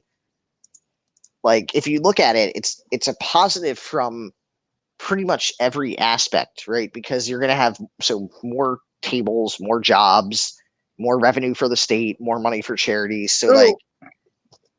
Is Chasers? I didn't even read the story, but Chasers is something about a Kmart. So there used to be a Kmart in Salem, and that Kmart closed. So it's like an empty big box store. Chasers, is this like a standard size Kmart? Because that's massive. It's massive. It's 80,000 square feet of space. So Chasers is looking to buy that and convert it into essentially their new facility. And so like they could put in 200 tables if they wanted to. Yeah, I mean they're probably going to put in more because. For some reason, people just love to go play roulette, and they're probably going to throw in like more roulette, more probably Lucky 7 machines, or if they get those historic slot racing things, and then definitely more tables for poker. I'm hoping they'll run tournaments because if you have the tables, you might as well run tournaments. Like people for once, I'll play. agree with you because there's not even as busy as Chasers gets. There's not a need for that many tables, right? I mean, Encore had for what 74 tables, and they were able to do tournaments and cash. So yeah, if you have 100 something tables and you're not, they tried before to get Toys R Us and lost the bid years ago. I just feel like sizing wise, like a box store like Kmart, Toys R Us, like I can't even imagine a poker room that size in New Hampshire. Right. But then again, I can't imagine that there's 6, 7 freaking poker rooms in New Hampshire that all do reasonably well. It's kind of crazy. And when Cheers was relatively large. That was nowhere near 80,000 square feet. So like we're talking like 3-4 times the size or more than that. Cheers wasn't. I mean, it was sizable, but was it that big compared to Philodemo with the new expansion? It might have been about the same size. I mean, I can't remember. I'm sure if Puck is up and watching this, he'll probably chime in. So Sean Cormier said we didn't look up his Hendon mob, so go do that. Oh, we didn't look his Hendon. Let's see if we can find him. Ooh, he must have a good one then. I'm gonna say he said above in chat that outlasting me was worth winning 9K. So I'm glad you got that, Sean, because winning 1,200 to be like evenish today was not quite as like winning 9K. I'm not gonna lie. So Sean Cormier has never won a tournament in his life apparently because he doesn't come up on Hendon mob. So he's never won it. I'm sure he's won a tournament. Maybe he's an online crusher. Well, Hendon doesn't. It says no matches found, or maybe his Hendon mob profile got deleted. Maybe somebody wanted to troll him, so they had it deleted. Or maybe he. I don't think that's a problem for most people, Matt. I think that's just a very apparently problem, to be honest. Yeah, apparently I'm the only one who that happened to, but twice. I should get mine deleted. Then I would have to be like, oh, I only get 18K. Just get Slice mad at you, and he'll take care of the problem. So I think the most interesting part about these final 3 here is my buddy Voff. If he wins this tournament, then he will win a fraction of the amount of money he would have made if he just invested in Top Shot when I told him to. So he got a little bit back there. That's what I'm into what? That's Top Shot? Yeah, NBA Top Shot. It's like fuck digital that shit. sports cards online, kind of. No, I know about it earlier. what He it said, is. I'm too old for that shit. A-State, flippy, easy game. We got pocket fives. The ace Always behind hits. you guys. He's drawn to a 5, and it does not come. How are you behind? You're on the stream yet. It's right in front of you. Oh, no, I'm always like 10 seconds behind. At first, I was watching the actual game, and then I realized that was a bad idea. So then I moved to the stream, and now I'm like behind. But Valkyrie's the flip, you know. Maybe you're lagging, but it's pretty in sync. I mean, it's like maybe a second off, and then for the people on YouTube, they're actually behind by like 30 seconds almost. But that's fine because we're in the same time as. Because the stream. I was looking at YouTube. That's why. Yeah, Right. YouTube's a delay. Wow. All right, I'm new to this. So yeah, Matt, do you know about this Top Shot that Carl just mentioned? Do you know anything about it? No, what's Top Shot? So Top Shot, it's I guess Carl should explain, but I'll explain and then he can correct me. It's like the whole NFT craze, and basically you get packs of cards, NBA cards. NBA is doing it right now. NFL has one in the works, and you open it up, and it's basically, I believe it's Ethereum based, and they sell for a lot of money. Okay, and it's so it's basically just clips that you can see on YouTube at any time and for free, obviously, and they sell them. And some of these things are getting upward. I mean, I don't know if they're actually selling, but upwards of $200,000. Okay, Yeah, it's on a different blockchain, not Ethereum, because these guys they had a previous venture that Ethereum didn't work for, so they changed to a new one for this, thankfully, because it wouldn't really work on Ethereum. And yeah, there's been a couple of $200,000 sales, and they're not even the most valuable ones on the site. So like in theory, there's other moments that are worth like upwards of $1 million maybe, but none of them are actually sold, so maybe they're not actually worth that. It's just relative to things that sold for $200K. So lots of money, but I was just trying to troll him off there a little bit and say, hope he wins, so he gets a little bit of the gold rush he missed out on. Are you into it? Are you like? Oh yeah, I'm way too into it. Yeah, but if I keep running like I have been, or playing as terribly as I have been, I guess, then I'll have to get a little bit more out of it. Unfortunately, we'll see. We will see. I haven't got a pack yet because like they're like stupid hard to get. But like, I question. I don't know. I guess it's the same thing as people that when Bitcoin started and they were like, yeah, Bitcoin, fuck that. It's only like gonna go to $5, and now it's almost 60K again. Yeah. And it's like, but there's nothing like, it's like so crazy to think that someone is spending $200,000 on a clip that can be seen somewhere else. But it's like, you're not like, the whole argument I've seen was like, you're not paying for the clip, you're paying for the rarity of it, or like the number of sequentials. Yeah, like the ownership of like, it, even though it's not like you have a right to it. Yeah. I think like, we have a call. He has the nuts. That's beautiful. Run Yeah, out. that's probably good. I think the whole thing is just crazy. Yes, I mean we saw another small bet there.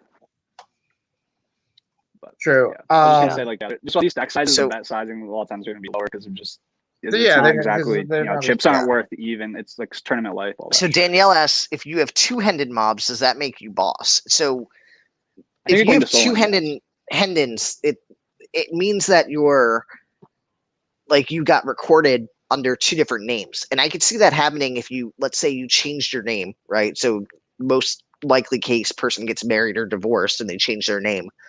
And so Hendon has two different players. I think if you probably contact their people, they can merge those profiles. I think it does it when you move too, because there was a guy that played in Connecticut and he moved to Florida and he has two Hendon mobs. But I don't know, like, would you rather? No, that could happen too, because think about this. If you have a guy like John Smith, and there's a bunch of them. No, I think it blocked out the ball. Hold on. Oh, gotcha. Yeah. Oh, I see. That's too bad. So, wow, Dan S. Solon, would you rather, really important would you rather question, would you rather spend a night with two beautiful women or have two Hendon mobs? I'm going to go with the two women here compared to the Hendon. I just know how much you love Hendon mob. You want to double down. Yeah. The thing is but what's going to happen is your two Hendons are going to be smaller numbers. Oh, Danielle has two. Okay, got it. Well, maybe they're not. You never know, man. You could just be like, look, I'm both Matt Solons, and then you pick up on that. So how did Danielle end up with two Hendons then? Because she lived in Mass and New York. Oh, so basically she ended up with one that says she's in. Oh, I see. Yeah, she's got one that says she's like in you Wakefield. said, maybe there's a way to combine it. Right. The one says she's in Messina, New York, and one says she's in Wakefield. And the one in Messina actually won. So this is amazing. She's never, according to the one in Messina, she's never won a poker tournament in the United States, only in Canada. And then the one in Massachusetts has won poker tournaments or cashed poker tournaments in both the U.S. and Canada. Yes. 993 flop. 3 on the turn. So interestingly, the Grand Prix Canada event is one that Danielle played, which I had played that in, I think, 2019 and cashed in it. That room, Playground Poker Club in, it's just south of Montreal. It's on the equivalent of Native American for Canada, I guess Native Canadian or Native Canadian land or whatever, I guess. But basically, they have an amazing poker room. They have great food, good beverage selection there. It's a great spot to go play poker. But unfortunately, the border is currently closed. Yes. Do you have any live trips plans, Solon? Any what? Like plans to go travel and play live? Or Rich? Yeah, Rich, you were down in Florida with everyone in that last one, right? I was down in Florida.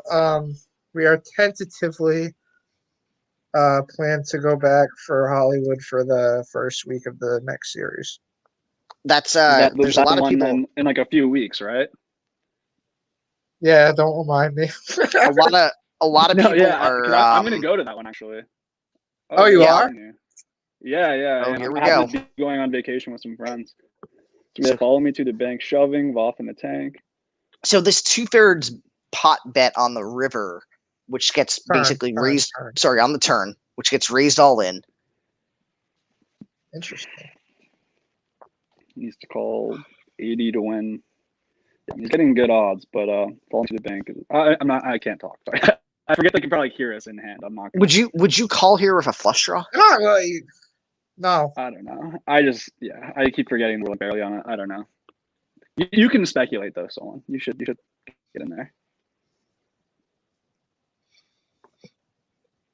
But yeah, Rich, I'm gonna be there at least for the beginning of the series. I'm not sure. I think I'm just gonna not book a flight out and see how I like it because I haven't really been wanting to play live lately, but I'll be in Florida anyway. Not that anyone cares, but since you brought it up, flights are ridiculous. Have you for your plans said, oh, here we go, all in with ace king? Ooh. Yeah. Whoa. Look at that. He has the top pair with the flush draw, hits it against ace king. Ooh, GG Voth. That's brutal. Yeah. That is that's I knew he was tanking on a draw heavy board there. Wow, I suck. I'm just snapping that off. If I get top with 2/3 pot, like yeah, I mean Voth's definitely like more thoughtful than most people in these spots. That's the thing. Like there's probably like I'm not gonna fold here, but let me just think about it. It's a lot of money. Yeah. Right? Yeah, I'm like about Florida, flights are ridiculously expensive right now. So what's happening is everybody's going for spring break. Layover ones. Yeah. Yeah. Everyone first planned the trip, the flight round trip was $100, I believe. It might have been $200, but it was like $200.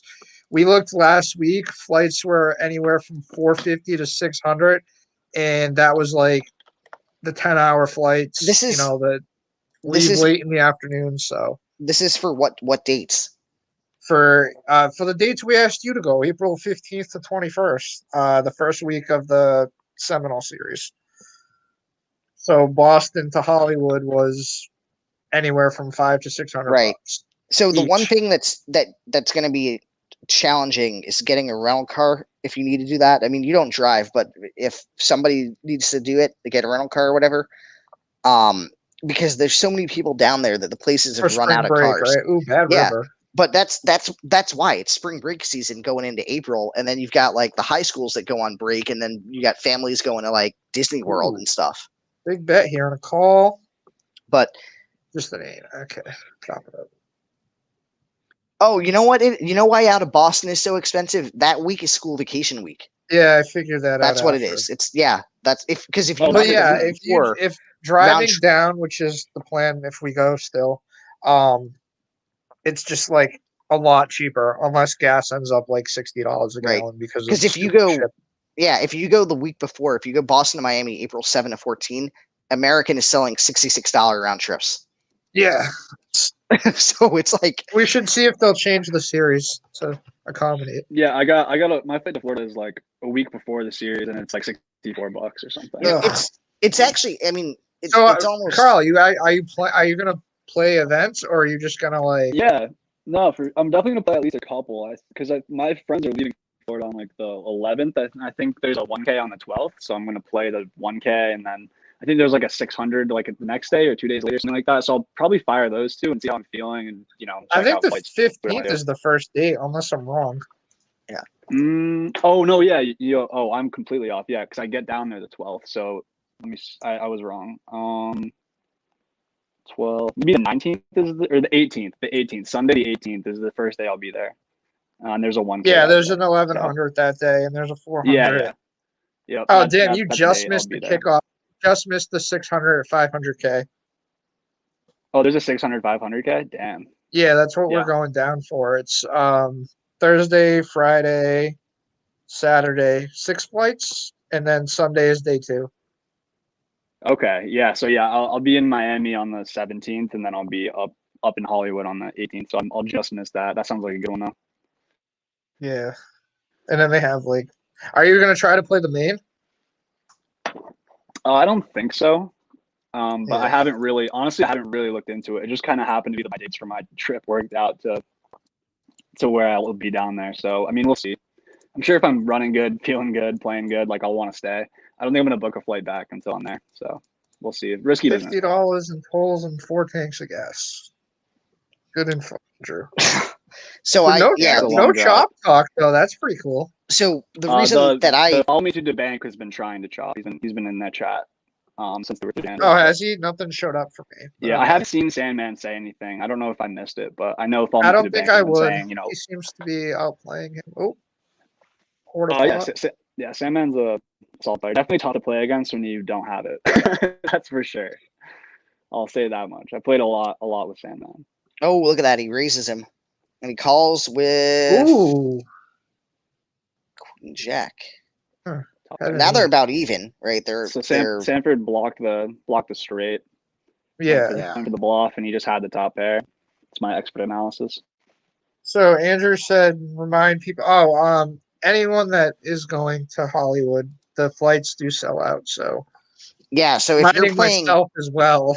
if you're playing the morning, just go register at the yes. poker room cage the day before, like the night before or whatever, and then if you're playing in the afternoon or evening flights, you can register that morning. But yeah, that was the weird thing down there. But the reason I'm not going, so I was supposed to do a cruise this summer, and I was going to take off like 2 weeks of time. Now that cruise just got canceled, so now that opens my schedule up. But I think I'm going to go to Vegas in the summer.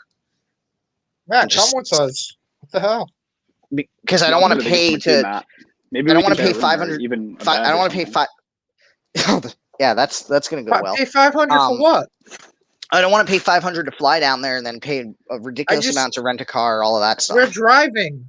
Oh, you guys are driving? Yeah. You're I driving We to gotta have, Hollywood? Is that what you're saying? we're staying in a place called Sunrise, which is like a couple of towns away.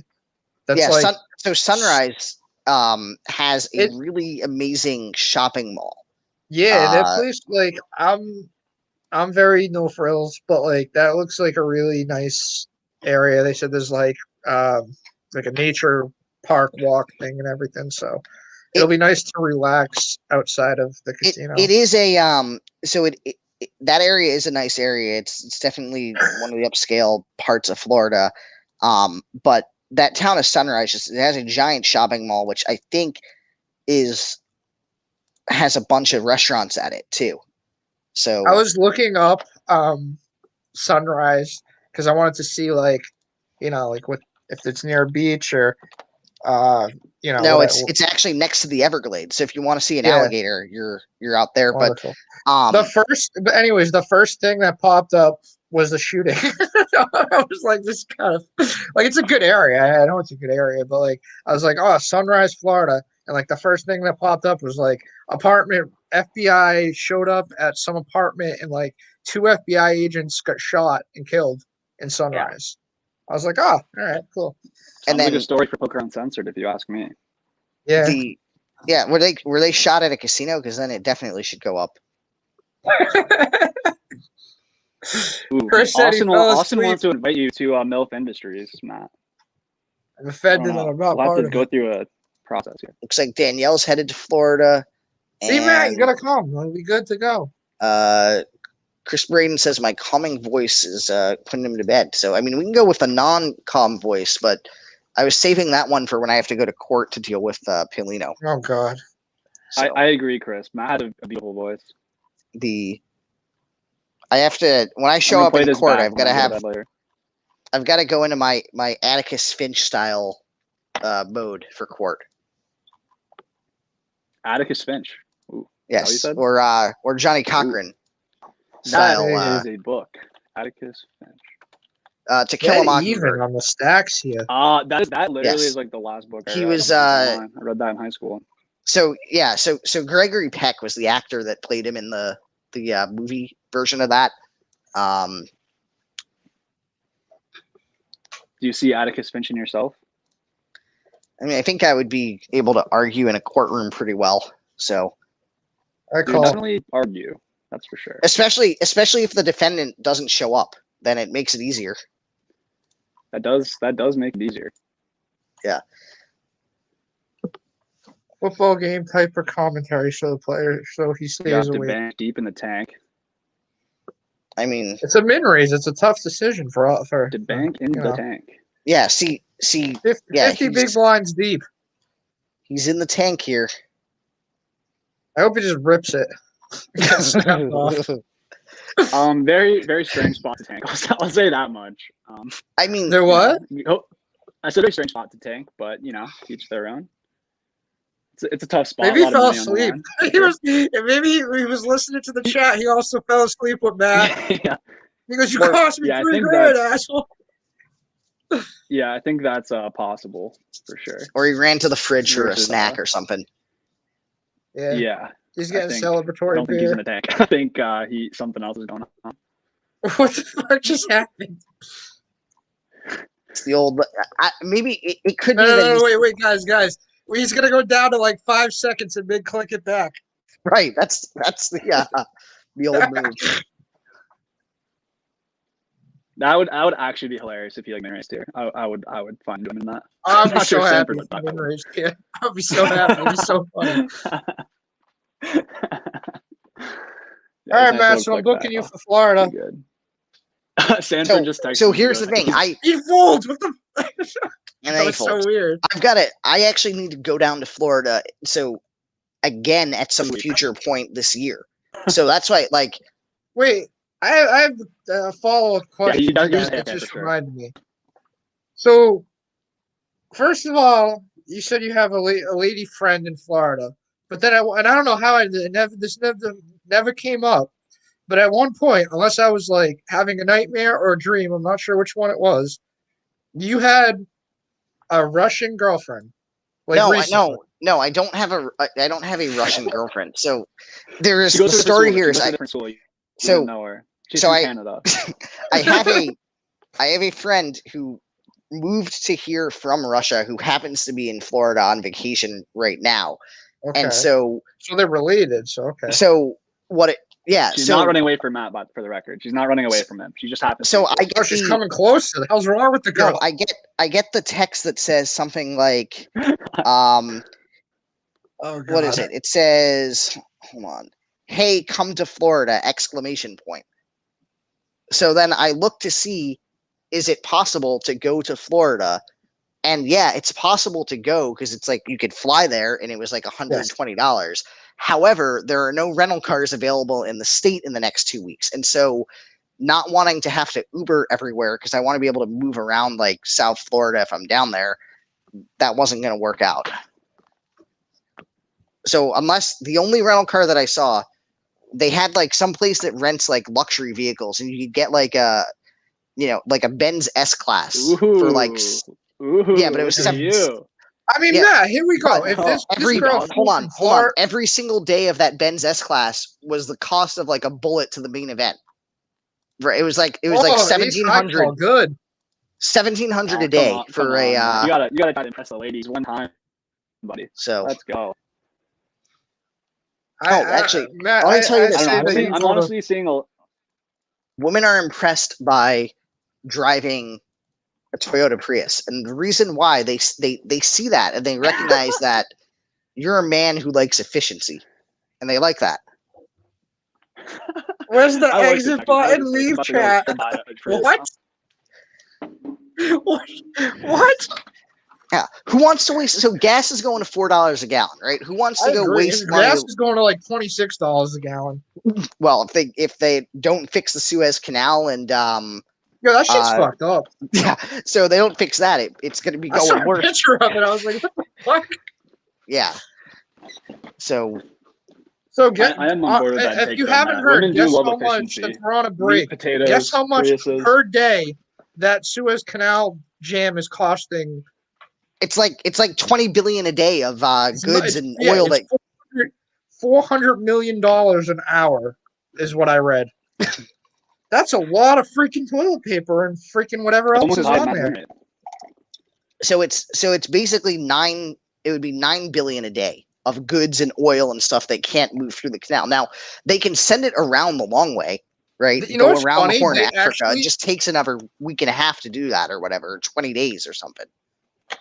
Yeah, it's funny because they were like, one of the main products that they carry on those ships is coffee. Like, could you imagine like going to Dunks or Starbucks and you're like, yeah, I'll have one coffee, and they're like, yeah, it's $38. You're like, what? And they're like, yeah, well, the ship got stuck. Sorry. Like, that's crazy. Well, that's so the reason that the coffee is coming through is because of the coffee Arabica, right? That grows essentially in like Africa, and like you've got coffee like growing in Africa and Middle East, like Indonesia, etc., that needs to be shipped. But a lot of coffee is actually produced out of South America and Central America too. Yeah. I don't know anything about all that, but I think it's crazy that canal is jammed up and like the world's messed up as it is, and like the ship is stuck in the canal. Like, and then there's perishable goods that are being transited. So there's like livestock on some of these ships, which if they get stuck for too long, the animals are gonna starve to death and die. rough. So Sean says there's tons of cars available for $80. So, Matt, the or text. you could I just don't know where drive he's the rolling efficient in from Prius people. down. I go and I look at Avis, I look at Hertz, I look at National, I look at Fox Rent-A-Car, I look at Hey, listen, I went Enterprise. when we weren't driving. I looked up cars on Orbit with the really overpriced flights, and they were 120 a day, but like they weren't. They had them. So I looked last week. I looked on. I think it was Wednesday and Thursday. I looked at Miami, Fort Lauderdale, Palm Beach, Fort Myers, and then even looked at Orlando and Tampa. And there were no rental cars at the airport. No rental cars off the airport. It was like ridiculous. But Weird. Sean's saying he can get an 80 per day car. Yeah. All right. I literally looked last week because like we hadn't booked the flights, and the flights were, like I said, 500-600, and then the rental car was like 120 a day, whatever it was. He found 80, so there's like, I don't know what you're looking at, maybe like The other factor just for Florida too is that Vegas, it's very easy to get rooms comped or super cheap compared to Florida. And there's the I just told you we got an Airbnb. how big is it? Like, I forget. It's like I think it's 3 bedrooms, something like that. Is TDF going again? Or No, it's me, Tone, and Joe. um I don't know if he wants. If we have like, I don't know if there's a third thing, bed or whatever. So I have yeah. to figure out. But So I know there's Venetian, right, has that deep stack extravaganza. that Florida series is going to be really good though. Like it was. Yeah. I don't know if it's going to be as big as the last one because that was like the first big tournament series, but like Oh, it'll be big because everybody's going down there. That's like I everyone think the wants. thing is people just like Florida. Like Las Vegas is like everyone. Florida is just like a very peaceful. I feel like Vegas is like hustle bustle and people want to relax in between. So So apparently in April I guess there are rental cars. there you Maybe it go. was just this month, but the Meet your Venetian Russian friend. the Venetian deep stack thing, they're running over 1.7 million of guarantees coming up on that, and it's going to have everything from like the Think about the $200 Hendon Mob Solon. Oh, you're Yeah, gonna be it's gonna have you're everything from, dreaming about that, aren't you? $200 bounty events all the way Yeah, up I can to tell. the 1100 man. no, because it's not a WPT this time. Yeah, value. Oh my god, what a good. Okay, I'm just tilting. Yeah. Solon, what do you think about if someone gets it in bad on purpose because they're priced in for the bounty versus you? What are your thoughts on that? So they're priced in for the bounty, so they get it in bad, hoping to hit the bounty. Yeah, but like the match checks out, it's a good thing even though they get in bad, but it's versus you. How do you feel about that? Yeah, I mean, bounty tournaments, you got to play a little bit differently. So I actually did play very well in bounty tournaments. So, this is different. There's no bounty tournaments. New Hampshire, we have no bounty tournaments running these days. I think Concord ran one a month or whatever. But when I played at so I fired at 4 or 5 bounty events at Venetian and cashed in like 4 of them or something. Or no, it was 5. I think I fired at 5 events, cashed in 4 of them. And I won one of them. I got the championship coin. You had a good week. I'm not gonna lie. When you went to Vegas, not the last time, the time before that, you were making me $7 and $8 every day. It was beautiful. It was so that right because there was like the Venetian. It was like final table at the Venetian, win at the Venetian, go to South Point and win, and that was all in like a 5-day span, which is great. Now the trip I had in January, I actually did do decently in too. I won like top 4 we chopped in the Bally's tournament. Did that Bally's tournament have a trophy or a coin or a fucking ribbon or anything? It had a trophy, but what happened was we decided to chop it up and play out for the trophy. So like I got the most money, but some other guy got the actual trophy. Yeah. That's how it worked. Ooh, so this guy, the South Point ones don't have anything, right? They're just like regular dailies. There's no trophies. Or those ones were, but I think when they do their big ones, they probably have a trophy or whatever. But the weirdest thing happened is this Bally's tournament. The guy was happy to agree to chop and to give me top money, but he said he needed to get the trophy to win some stupid. He had like a $200 bet with someone about the trophy that he wanted to win that so badly. That the only way that he would do this deal was if we played out for the trophy. And I'm like, all right, like whatever, I'll take top money. Trophies are fun. I like trophies. So, and it would have been great to get the trophy just for the fact that like I could take photos with it and go tell Limp Call that they can all suck it because I won a big tournament. But the didn't get the trophy there, but I did get the championship coin Venetian, and I got the coin at Caesars. So 9-7 deuce. I have no poker trophies or anything, so I kind of suck. I have a bunch of trophies and no money. Let's go. just eBay. That's match stream. That's match stream. Wait, is this a raise? Yeah, this is a raise. Min raise.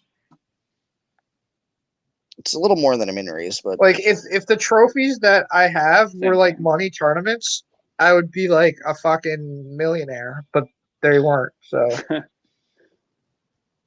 but they look cool on my show. Matt, so say someone made $200,000 a year playing in untracked games that no one knows about, and someone else won a $300,000 tournament, but no one knows anything else about them. But it's on Hand and Mob. Who do you think is a better player? Well, I think if you know that they actually won that money, you can kind of assess that. The problem is if they're only playing untracked stuff, like you really can't assess it. So they might be a decent player and just nobody knows. But the Hand and Mob player is confirmed good. Is that what you're saying? Yes, right. The Hendon Mob player, it's like, all right, you know they've won a tournament. You know that they've cashed for 6 figures. The other person you don't really know, but Checks out. Yeah. This heads up Played battle. So much poker This this week heads up that battle I'm having here like a hard between- time following action. Not gonna lie. So this heads up My boy battle could Sanford's gonna win last though. a I know while. that. So I did that deep. Well- I don't think they're very deep. 40 bigs. yeah, Oh, 40? Yeah, that could be a while. 40 bigs with 15-minute blinds. Yeah, I mean, it could go in any hand, but it could also be a while. I'm so mad I didn't play that. with these heads two up players. It's not going to be very long. Ooh, here we go. Who's got the guts? Well, I'm if gonna you say have, heads like- up will not last very long, just from playing with these two players a lot. That's my So- guess, but it could so- go a while. let's say you're in the position Dan is in and you have like 8, 10 in diamonds. Would you just flat here and then hope the guy barrels again on the river? I Oh, would wait, have he's to out of- actually watch the hand for once. He's out of position, so he can't do that. He could hope to check raise the river, but So I'm watching the replayer back of that hand. Dan 3x, Sanford called. You see bet small, Sanford called. He checked, Sanford bet, he called. Yeah, I mean, I don't know. I don't even know, bro. I don't know anything about poker. I'm not even gonna yeah, I mean, Not also that none of them be right now. none of them have 8-10. Richie got disconnected and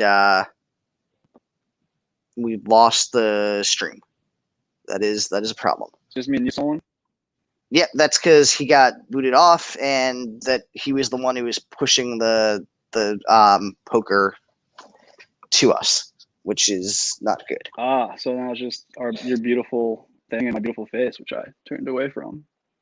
Yeah, let me see if I can pull it back up. Hopefully, Richie's back on. Hold on. There we go. Hey, right, Richie, let you're me know. back. And the stream is back. All right, there we go. So Yeah, I thankfully don't it know. wasn't It's like just like I don't know if it was my internet or what. It just went nuts. yeah. So unfortunately bit- we missed this hand here, but what happens is Sandman won the pot. Sandman wins that pot. Yeah, now Yeah, your the 4 screen's just diamonds black. came, and then follow me check. So that's a tough spot when the 4 to a flush comes and someone checks. I mean, in There these we go. games anyway. Oh, Yeah. we were like that No, was a big pot. yeah. And Sorry. and now this effectively is going to put Dan into sort of like what an all-in or fold situation. Yeah, Yeah. I mean, well, Blind, what are the blinds? 5K, 10K? yeah, I would. Yep. Probably just be shoving or folding with 10 bigs here. Yeah, it would definitely be Considering lifting and he has- shoving, but versus Sanford, you're probably. I'm not going to say again. Fuck. I keep forgetting. No, you're right. I mean, no, but versus I don't so, give it- your boys game away. Oh, we lost the whole fucking chat. Yeah, didn't we? Yeah, I don't want to influence the action. Did everyone Even if leave? it wasn't my friend. we lost a few people, but there's still 10 actually. I know, on they were here, here, so- they were here for Alright, the 10 VOF. people. We stopped talking about VOF. Right. Well, that's because Voff got coolered out or whatever. But Yeah, the chat, VOF's gone, the chat's gone. 9K for first. Not a bad day. and the cool thing is it's 9K for first, and it's not like second place is that bad. You're still getting 6K. So Yeah, it's not bad. Wait, so you guys both So- have action in this, and I'm just sitting here like a schmuck. Nice. yeah, I mean I'm guaranteed. So I have 300 5%, bucks. and yeah.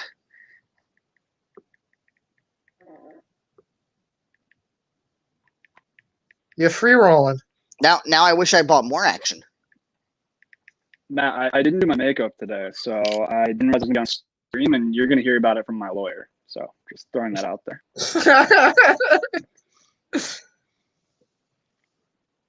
I'm very litigious. 50% most chance that person on Dan this call. wins this. No, I might be the most litigious I person know, on the I call. know, I know. So I was gonna be a lawyer before I was a bum, and now I don't know. Yeah, when the I was a amount of- kid, I always thought I'd be a lawyer because I like to argue and stuff. And then I was realized like- it's a lot of school and a lot of reading, and I was like, yeah, fuck that. This is how like I fucked up the life plan. Oh, we have it all in. Fuck my life plan. All right. So I was gonna be a doctor, and then I got scared of hospitals, so I couldn't do that.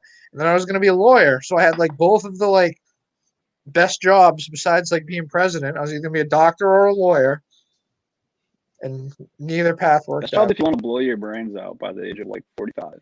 But yeah. For what? For being a lawyer? I mean, I don't know. Those are just like, for me personally at this point, I don't have interest in jobs like that, but I mean, they're really successful. I mean, definitely. I mean, I was like, I'd probably want to blow my brains out at 45, but instead I'm playing poker at 33 and want to do the same thing. So it's like, yeah, I'll pass to the same end goal. yeah, I So what would- routed here. I wrote it did good. did anyone see the thing that Gilman posted about how he retired from poker dealing, and because Yeah, basically it wasn't really fun? I wonder Well, I mean, what yeah. job is worse, being a poker dealer or just grinding cash all day? You know, here's a good point. Depends what Like- games you're playing. If you're just playing Or 1-2 dealing. and 1-3, a dealer's making more. If you're playing 2-5, a dealer like the low end of 2-5, you're making the same as a dealer. Like, And you can tell annoying players to fuck off. how many people are listening You before I don't say have to something listen to controversial? We Yeah. have 12 on. That's too many. I don't think know. playing or dealing higher stakes games is pretty interesting on both ends. I think they're both reasonable jobs, but I mean, anything if you're dealing with 1-2, 1-3 type games, like playing or dealing, for me, I would be out. I those are just miserable environments, to be honest. Yeah. Speaking of who's hiring for Not even poker about dealers, the money, just like the people. so they're Like hiring games, a lot of just Ooh. miserable people. they're How did they hiring not at, get 3-bet? I don't know, but they're hiring at the Sahara in Vegas. They're hiring at Billiards, and they're I hiring think he at meant the Brook. Yeah, locally. what was that? Yeah. Well, I don't know. It's King Jack and Oh, Ace wow, King yeah, with no 3-bet. Oh, so It seems like they're both playing super tight.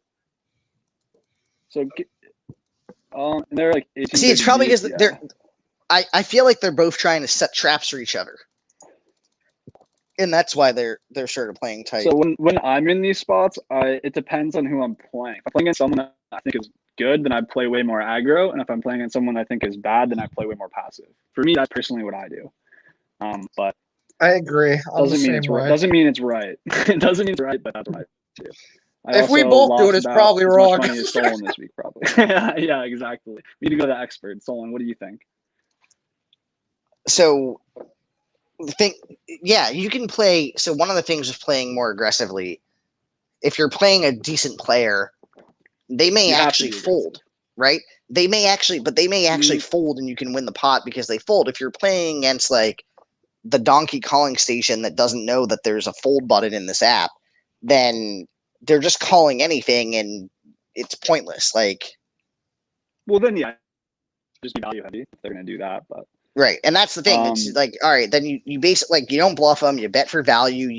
You even over bet because you know they're going to call off. Like sometimes, like that's why like someone, I'll have people that say like, you're nuts for getting it all in early. It's like, well, if I flop top set and I know that they're going to call with any draw, like I might as well get the most chips in as possible. Yeah, anyone who disagrees with not getting it all in good is an idiot. Yeah. Now there is a case though in tournaments that sometimes it, like, there's times when you might want to actually fold even though you're ahead, just because of the factor that, like, if you get it in on 60-40 flips 10 times, you're going to lose 4 of them. So when you're Yeah, but tournament you life- flat out, like, you gotta win flips. Like, that's just what it is. Like, if you bust early, it's not like, I don't know. right. I suck, but like, I don't agree with all that. Like, oh, like if I have a 60-40 spot and it's early, I'm gonna fucking. I mean, like, yeah, you gotta take those spots. That's how you make money in poker, is taking those spots. Yeah. And then, I mean, you can so I played, very successfully in some of the Venetian bounty tournaments by not actually chasing bounties, but letting other people make mistakes chasing bounties and then capitalizing on it.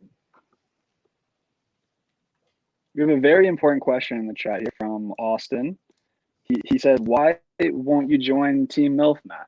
I don't know if you're invited, to be honest. But Matt Austin is. I thought you guys were Oh, I based had out the of. comments off. I Wait, thought nobody was. Oh. Isn't Team there we go. Team MILF? I thought was based out of South Carolina. Oh, we're What? upstate New York, baby. The MILF industry Oh, that's is, why. That's yeah. They don't allow me up there anymore. Wait, upstate what? New York. So right, Why? there are some guys that told me not to come back. So I go to the poker room at Turning God. Stone, and I buy into the 1-2 game for like $100, and I proceed to turn the 100 into 400 in a single hand, turn the 400 into I double again to like 800, and then I hit and ran the table with 800. I just left when I was up to 800. It was like, this has been They a were great gonna break night. your legs. And some guy was like, what the hell, you're hitting running, don't you ever come back here. So apparently they don't want me in New York. Sandman's gonna jam. Nope, I had bad read. Yeah, I mean, I don't know. Have thoughts, but just gonna leave the strat On the no jam while we're not on delay, and they might be listening. Yeah, I mean, you just have min raise, right? So it's like, yeah, there's stuff to think about there with the price. I'm sure you know, Rich. Obviously, I'm not gonna. I don't know. I thought it was a jam or full And- spot. He's still. What are the blinds? 12K. It was the sizing. It was because he min raise, so it's like you're Yeah. what, I don't know. 4.5, 5 to 1 or some shit. Heads up is so I used to think I had all these ideas when I first played not first played it, but started learning heads up. And then I watched Polk and Negreanu, and I'm just and then I played heads up after watching Polk and Negreanu, and it was just it was such a mind fuck. Not even saying that I played well or anything like that, just watching them and how they think, and then just going play an average heads up was weird, because I was thinking of things they did in that match and way they thought about hands, and then I was wait, Negreanu when he basically could never fold top pair. But you shouldn't. That's the point. Yeah, but that's why you should. Yeah, heads up versus a good player, it's very rare you're going to be folding top pair. But most people are terrible at heads up, including myself. So his ability to here's the thing, hands like that. That's why he lost $1 million. No, that's the point. Heads up is just so weird that you should be betting third pair and heads up a good percentage of the time. Oh yeah. And, yep, for value, and know that you should be betting third pair heads up. But, so it's but Negreanu wouldn't just bet it. It would be Polk goes all in and he calls off and loses. But here's the thing, especially in and that's the difference in a regular, I don't want to say regular, but a regular, whatever, versus top of the line pros. I don't know, I'm trying to think of a board, but I can't think of one. They're say so a board was just so draw heavy that he could have all say the board was, I don't know, I'm looking at a board now, so 3 4 10 3 4 3 4 10 with two hearts, no, not paired.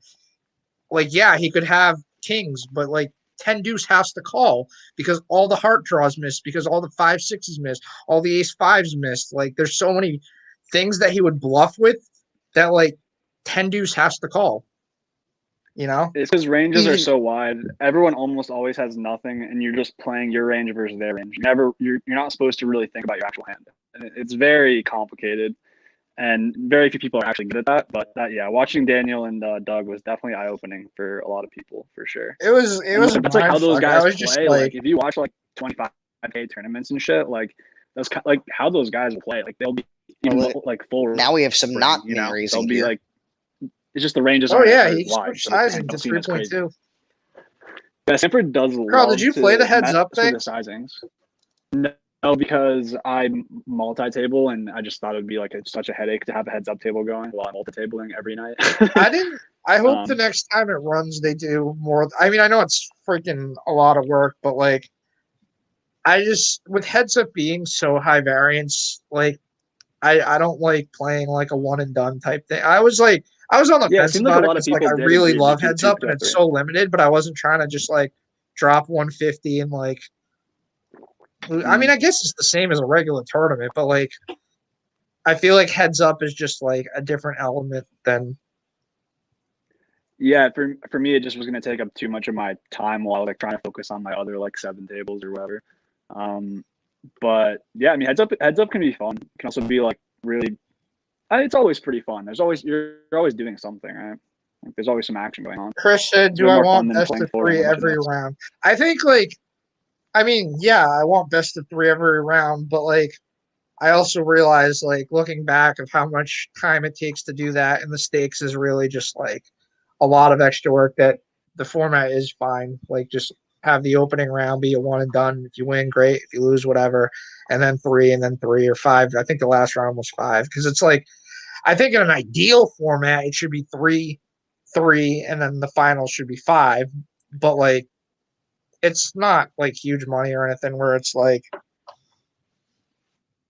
Yeah, I I've been just getting think people on both it's sides of that, to be honest. I think I'm honestly I just not. I actually personally just wouldn't play either way, but Hey, how do you feel about the idea of, so for the heads up to let's say you're doing best of three, you basically play two of them at simultaneously, and I then think if they all should be played. That's okay. There's the other part.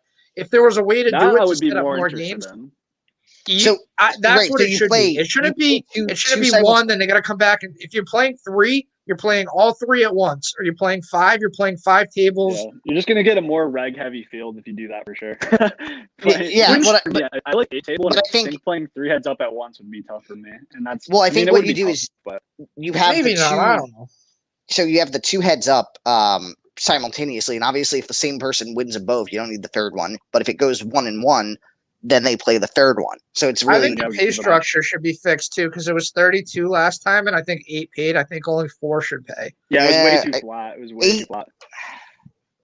eight Because paying. you're Okay, paying yeah, 25% of the you're playing 25% of the field if you pay What did Yeah, they that I do? many. agree. So when they That ran was the too heads flat. up, I was like, wow, I'm really glad I didn't play now. when they ran the heads up at the But it Borgata, was how a did cool they do the tournament though. payouts? A lot of people loved It it. was, and There was I'm a lot not of like knocking it. chatter too, That which was cool. that shit took a lot of work. I'm just saying, like, I fucking in an wiped ideal format, but, El like, Dorado's in a pool on that. He still owes me $5. I mean, we haven't tallied it, but I'm did pretty Sean sure win it? we had to fill out the bracket. I don't know who won Did it, it but I end? got 3 out of 4 final four, so I'm pretty sure I beat Austin. Yeah, But I don't know Chris who won it. Braden's I think Sean ended up Or who? winning it. Chris Braden's got a good point here, right? So because of the number of games they can run a day, that's one of the issues of trying to do like Yeah, that's everything is like a best of. a group for Yeah, sure. yeah. Yeah. Either way, I would just be speculating what other people would want because for me, it just doesn't work with what I do, but it is fun. Like, I wish I could play. It's just like not the smartest thing for me personally. But yeah, wasn't Sean down 0-1 to KGB, and then I didn't see what happened after that? Yeah, I 5-4? think he was down, which is Adam, and I think Yeah. he obviously came back. Me paying 8 was going off of the payouts of the previous. Oh, Sean Okay, lost. nice. Yeah, I didn't see that Sean won that. Oh. Oh, Sean did lose. Look at this. We got the bet of about what, a third pot on the there, and then a raise. Who won, Chris? Who won? Who won? Oh, we have a jam. Ooh, it's all in. I mean, can't see that not being And he nutted. folds. Again, I'm not gonna say what I'm thinking, but okay. All right. 6-7 suited. I don't care. Like, I don't think anyone's like drilling the chat and like, oh, that's got to be the nuts. Like, if he's here, I'm hoping he knows that. Adam versus Well, Jason apparently Ring not, for the right? finals I hasn't meant played like yet. he's priced in. I meant the opposite, but the finals Wait, haven't what? played yet still. Jesus Christ. Yeah, I had KGB winning it all, so I'm almost there. Yeah, I I had would, Jason I Ring, don't I had know Jason Ring, but I know Adam. KGB, Miller, and Voth. That was my final four, but Voth's terrible, so he lost early as always. Let's not talk about Final Fours. Deuce lost tonight, right? I saw they were down a lot, but I wasn't really watching. Syracuse? I think they lost. Yeah, Brayton won the chat for sure. I saw they were down like big, pretty late. But yeah, All I know is Villanova he lost to me. Villanova can go home and never come back. So fun Solon, fact, right? Villa. No, go for it. Let's see. Oh yeah, Syracuse got killed. They lost by 16. Yeah, So it didn't look good every time I Villanova. looked up. Let's talk Yeah. basketball for a minute. Villanova was up 7 at the half on Baylor. They were minus 125. On the year, they're 15-0 at the half. They've won every game that they've been ahead at the half. So I bet it, and they got killed. 15-0. They hadn't lost a game all fucking year, winning at the half. And like Yeah, the tough thing team is, in they were there. playing incredibly too. So tilting. Yeah, I'm not gonna. I Here's like the- really can't watch college basketball personally, but that sucks. Yeah. I like The it. product Hughes in this era, yeah, I can't Hughes do it. should have never been there. Yeah, I'm a Q's fan, but like I was playing these tournaments and like I had a I ran bad this week. Not that anyone gives a shit. So, but I was focusing more than usual and not trying to watch basketball. But whatever. At least I somehow cashed and got aces twice because I'm just the fucking best. But just get aces at There the you end, go. right, Solon? That's the best strategy you can have. Yeah.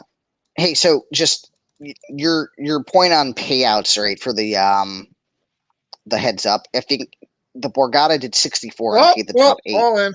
Oh, So damn. Yeah, these were super, super flat payouts, like really flat. yeah, The I thing think, is, like, yeah, it's like So I think I get it because it's heads up, but like, you don't need to pay 25% of the field. Like, no, the problem is when you make it 32, you're only paying 4 or 8. You can't pay 6. Like, you can't no, pay you could 7. pay 6 because what you do is the Oh, if you did, um, actually, you could pay 6. You would have to do a buy round, right, or whatever. exactly. Yeah. No, Yeah, not you you would could do do that. Losers bracket. you'd have or whatever. the losers bracket so you have the final 8, right? And then the people that lose 2 people can play them in and- cash. Yeah. Yeah, I mean, That'd be a fun format too. If you had like they could set up like a losers bracket and you got to lose twice. But like again, I'm never gonna play one of these just because it's too much of a like time and commitment for me when I'm playing. Like, You'll play the every next night, one just because of but- all the talk about it now. I know I felt a little salty the day it was happening and people were like paying attention, like fuck, I want the glory, I want to play this. And then like I was like a weekend, I saw people still trying to schedule games and like the flat pad was like, yeah, no, I just See, play way too many other today's got me like wanting to play again because I haven't Yes. really played much. But What happened to when Syracuse was a powerhouse of college basketball and now they're just not so great? Syracuse was a powerhouse, they- really? I don't follow college a lot, but They used to be. Didn't they I win used to be this- a fan. didn't they win this right? year? Like not. They were always way better than Georgetown. Austin Chat will know that for sure. No, did Georgetown in the '80s weren't they like super good? Yeah, they were. They're like similar skill levels. They used to be. And then- I don't really know what Georgetown's up remember, to. But I took Austin Georgetown. beat My whole bracket is trash. Maryland used to be a really good team, and then I don't know what happened to them. They're not even in the ACC anymore, are they? Who? Georgetown or Syracuse? No, No, Maryland basketball. Maryland's. Oh, Maryland. Oh, I have Big no Ten? fucking clue. I think. I don't know. Because I think Oh. they left Here we go. Maybe. Nope. Oh, all of No. it and folds. Syracuse was never. That's what I said. They left the Big Yeah, East. I mean, the ACC. Stanford's playing similar to the way I would be. I think he's just kind of like The Big East is a taking a joke. spot. I love the Big East. That's my favorite conference. Like, because it's a lot of local, but like that conference is a joke, man. It used to be awesome, like, but since that's been gone, I haven't really been following, to be honest. I'm more interested in Solon's Facebook comments. I'm not gonna lie, Solon, I had Hughes one of my won it all worst 'cause of sessions of Carmelo, all. That's right. Yeah. Hughes used to be like good. Like they used to always be like up there. Not always, but like every other year or so. But so last night I had one of the worst poker sessions of my life. I was like really in a bad mood. I was thinking about jumping out my window, casual stuff. Like Rich Key and I talked about. And then the poker just makes you want to blow your brains out the same way a lawyer would. And then I saw your Facebook comments, and I'm not gonna lie, I laughed so fucking hard that I think my sister thinks I like need to be institutionalized. Like I was like yelling at my Wait, computer, what was like, the comment? what the F, this and that. Someone like some I know that I don't know these people personally, but they were commenting saying, hey, there's gonna be this party, be respectful, take food home, all this stuff. And then someone's commenting about wanting to bring hookers to the party. And what if he brings food? Oh, after this hand, don't be the end of it because I have a comment. That was me. That was me just trolling Frizzy and his wife. I thought so, but but I wasn't sure. And the fact that I wasn't sure was making me Oh, laugh this so is hard. it, guys. This is it. How could he fold the river? This is it. yeah, because The thing in all these, I'm fucking Christ. I'll wait How till can the he end if I wanna say fold? something. well, Like, I what do you mean, call a turn with that? You fold that river. he could. What if he had no, that wouldn't make any sense. Never mind. What do you? What the hell? Can you fold a hand like King Jack off here? I mean, I would 'Cause I'm- be making my decision on the turn with whatever. I'm not getting to the river. My chips are in on the turn or not. Like, Yeah, I can't leave 100K behind and then not. Yeah, I and he don't know. folds. So that's an So interesting. here, in general, and like it's a common thing that people say, like, oh, if you call turn, you have to call river and stuff. But I'm a big fan of floating one street because people will rarely unload that third clip, right? So you get a lot more information on whether or not I agree, but I'm they just fire. saying that Oh, specific look, all spot. in. Oh, Yeah, I had to look at that specific spot. Yeah. And he doubles Oh, up with come on, 10 king. Jack. Oh fuck. Yeah. I mean, the call with King Sanford's a 5 grinder, off. you know. If you're listening, Sanford, just lock in, keep thinking. Keep Hoya grinding, you're doing well. so Matt, let's is this a go before I get myself disappointed? Not that I'm going, but like, is this Monday game? Is it 100% this Frizzy and you and Yes. Tone Well, and so everyone? yeah, right. So Tone, Frizzy, Scott said he'd be there. Scott Joey, is 100% playing. he might have something come up. He said, but he's Oh, he's yeah. going to try to come. I think George is going to be there too. So originally we were trying to say, can we do this thing at the Brook? And then they were like, oh well, we don't know if we can give you a table. And then I thought We'll Tone probably- had it all set for you guys. we're probably going to end up doing something at the Brook at a later point when Yeah. we can all make sure we can do it there. Because I mean, obviously, with 6 max 2, it's like one of the you can only have 6 people there for it. But we're probably Oh, trying to yeah, do something true. there. And then what could be a fun thing to do is if we can get the whole concept of having people come and kind of doing a live stream thing. Like The problem. Okay, so like we rotate it. Like 1 month we play at the Brook, 1 month we play at Philodemo, 1 month we play at Billiards, something like that. Like the would be problem cool. the problem with it is like it's kind of like this. Like filming live without hole cards is like, what does he have?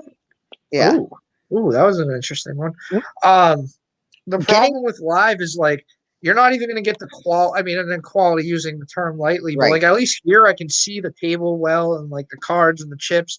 Like in a live thing with like a freaking iPhone, like no one's gonna get a good visual of what's Right. actually happening. And that's why like But the on the same RFID note- tables that they have, right? wait, if- wait, they have RFID tables? No, they exist. But if we Well, yeah, had yeah. that, No, in let's say theory. If you Like, had let's RFID say tables. I don't know. Let's say that the Cheers poker room reopens and gets and they need to do promotion of the fact they're open again and they get an RFID table and do this. You'd get a lot of people to tune into that if you do like a true sort of like the Lodge in Texas does like live stream. Obviously you have to delay it by like 15 minutes. But if you actually did it with like commentary and had it out there, like you could actually get people to tune in. Thing with Wow, with Rich, the that way was a really interesting especially- hand. When you said interesting hand, I wasn't watching, but then I'm watching the replay right now, like on the Stars app. That was I only caught the crazy tail hand. end of it, but it was what yeah. the It was, hell? Oh, that was Yeah. my boy Sanford, dude. He's got heart. If no one has heart if Sanford doesn't have heart. Holy shit. Corey says we And should just Is there call any for more Liverpool chop Manchester. He called an There's- overbet on River with with a I don't with see any bet. chop talk going. So I mean, maybe these Uh-oh. guys are three content bet with pot, Jack 8-6. Was this another min 3-bet? No, it Probably. was 20 to 70 something, I believe. Oh Yeah, wow. Okay. it was over 3x. and then he bets about a third of the pot here, a little less than that, but I hate how feel the like button on Follow Stars Me is in, kind of like, the just middle. feeling the momentum and kind of going for it So- right now. so the chop Oh, value he's a here field is player 70. for sure. If I'll say if they that. just chop this right, it's 75. 75. 500 each, which would not be bad. I mean, their stacks are basically even, but they may want to just keep playing. Yeah. So, anyways, back to what you were saying about the RFID table. Like, I think that whatever room actually gets it on the East Coast, because you have Texas that does it, you have Best Bet Jacks that does it, you have, Live at the Bike, who pretty much originated the whole concept of it. I mean, maybe not originated it, but made it popular. Like those stream. Oh, here we go. Hold on. Hold that thought. Well, that's a big bet. It's actually just a little over min. But yeah. Again, ooh, call. All right. Yes, my flop is good for that range. Checks. Let's see about the trap here.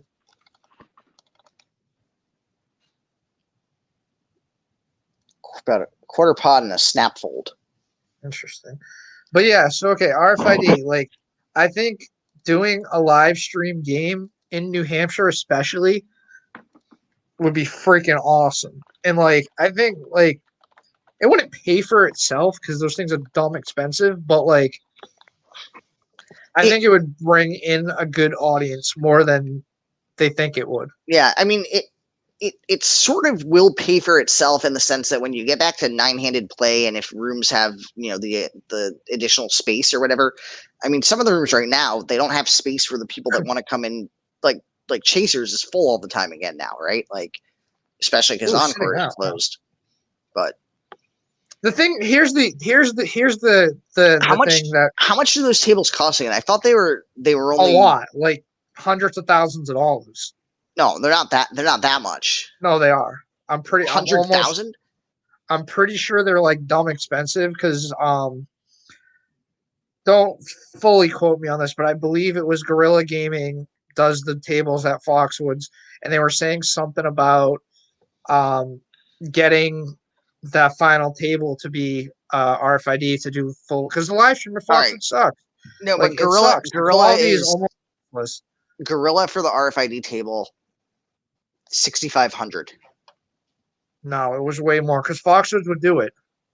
Well, maybe the pricing on it's come down, but I mean, when they're on their website, they list the RFID table 6,500, and then the thing though is that you need the RFID cards, and those are like they're not like $7 a pack. Those are like $50 a pack or something. Okay. So then, all right. Danielle says they were 4,800 for RFID and completely custom. So then, maybe they're talking about like the full setup to like you can get the RFID, but like to have the full quality cameras. I don't know. If you need like here's the thing. If you want like full like ESPN quality broadcast cameras, those are the expensive ones. But if you're just looking to be able to do it to YouTube and okay, so hypothetically, I'm gonna like say these tables are like $5-6 grand, right?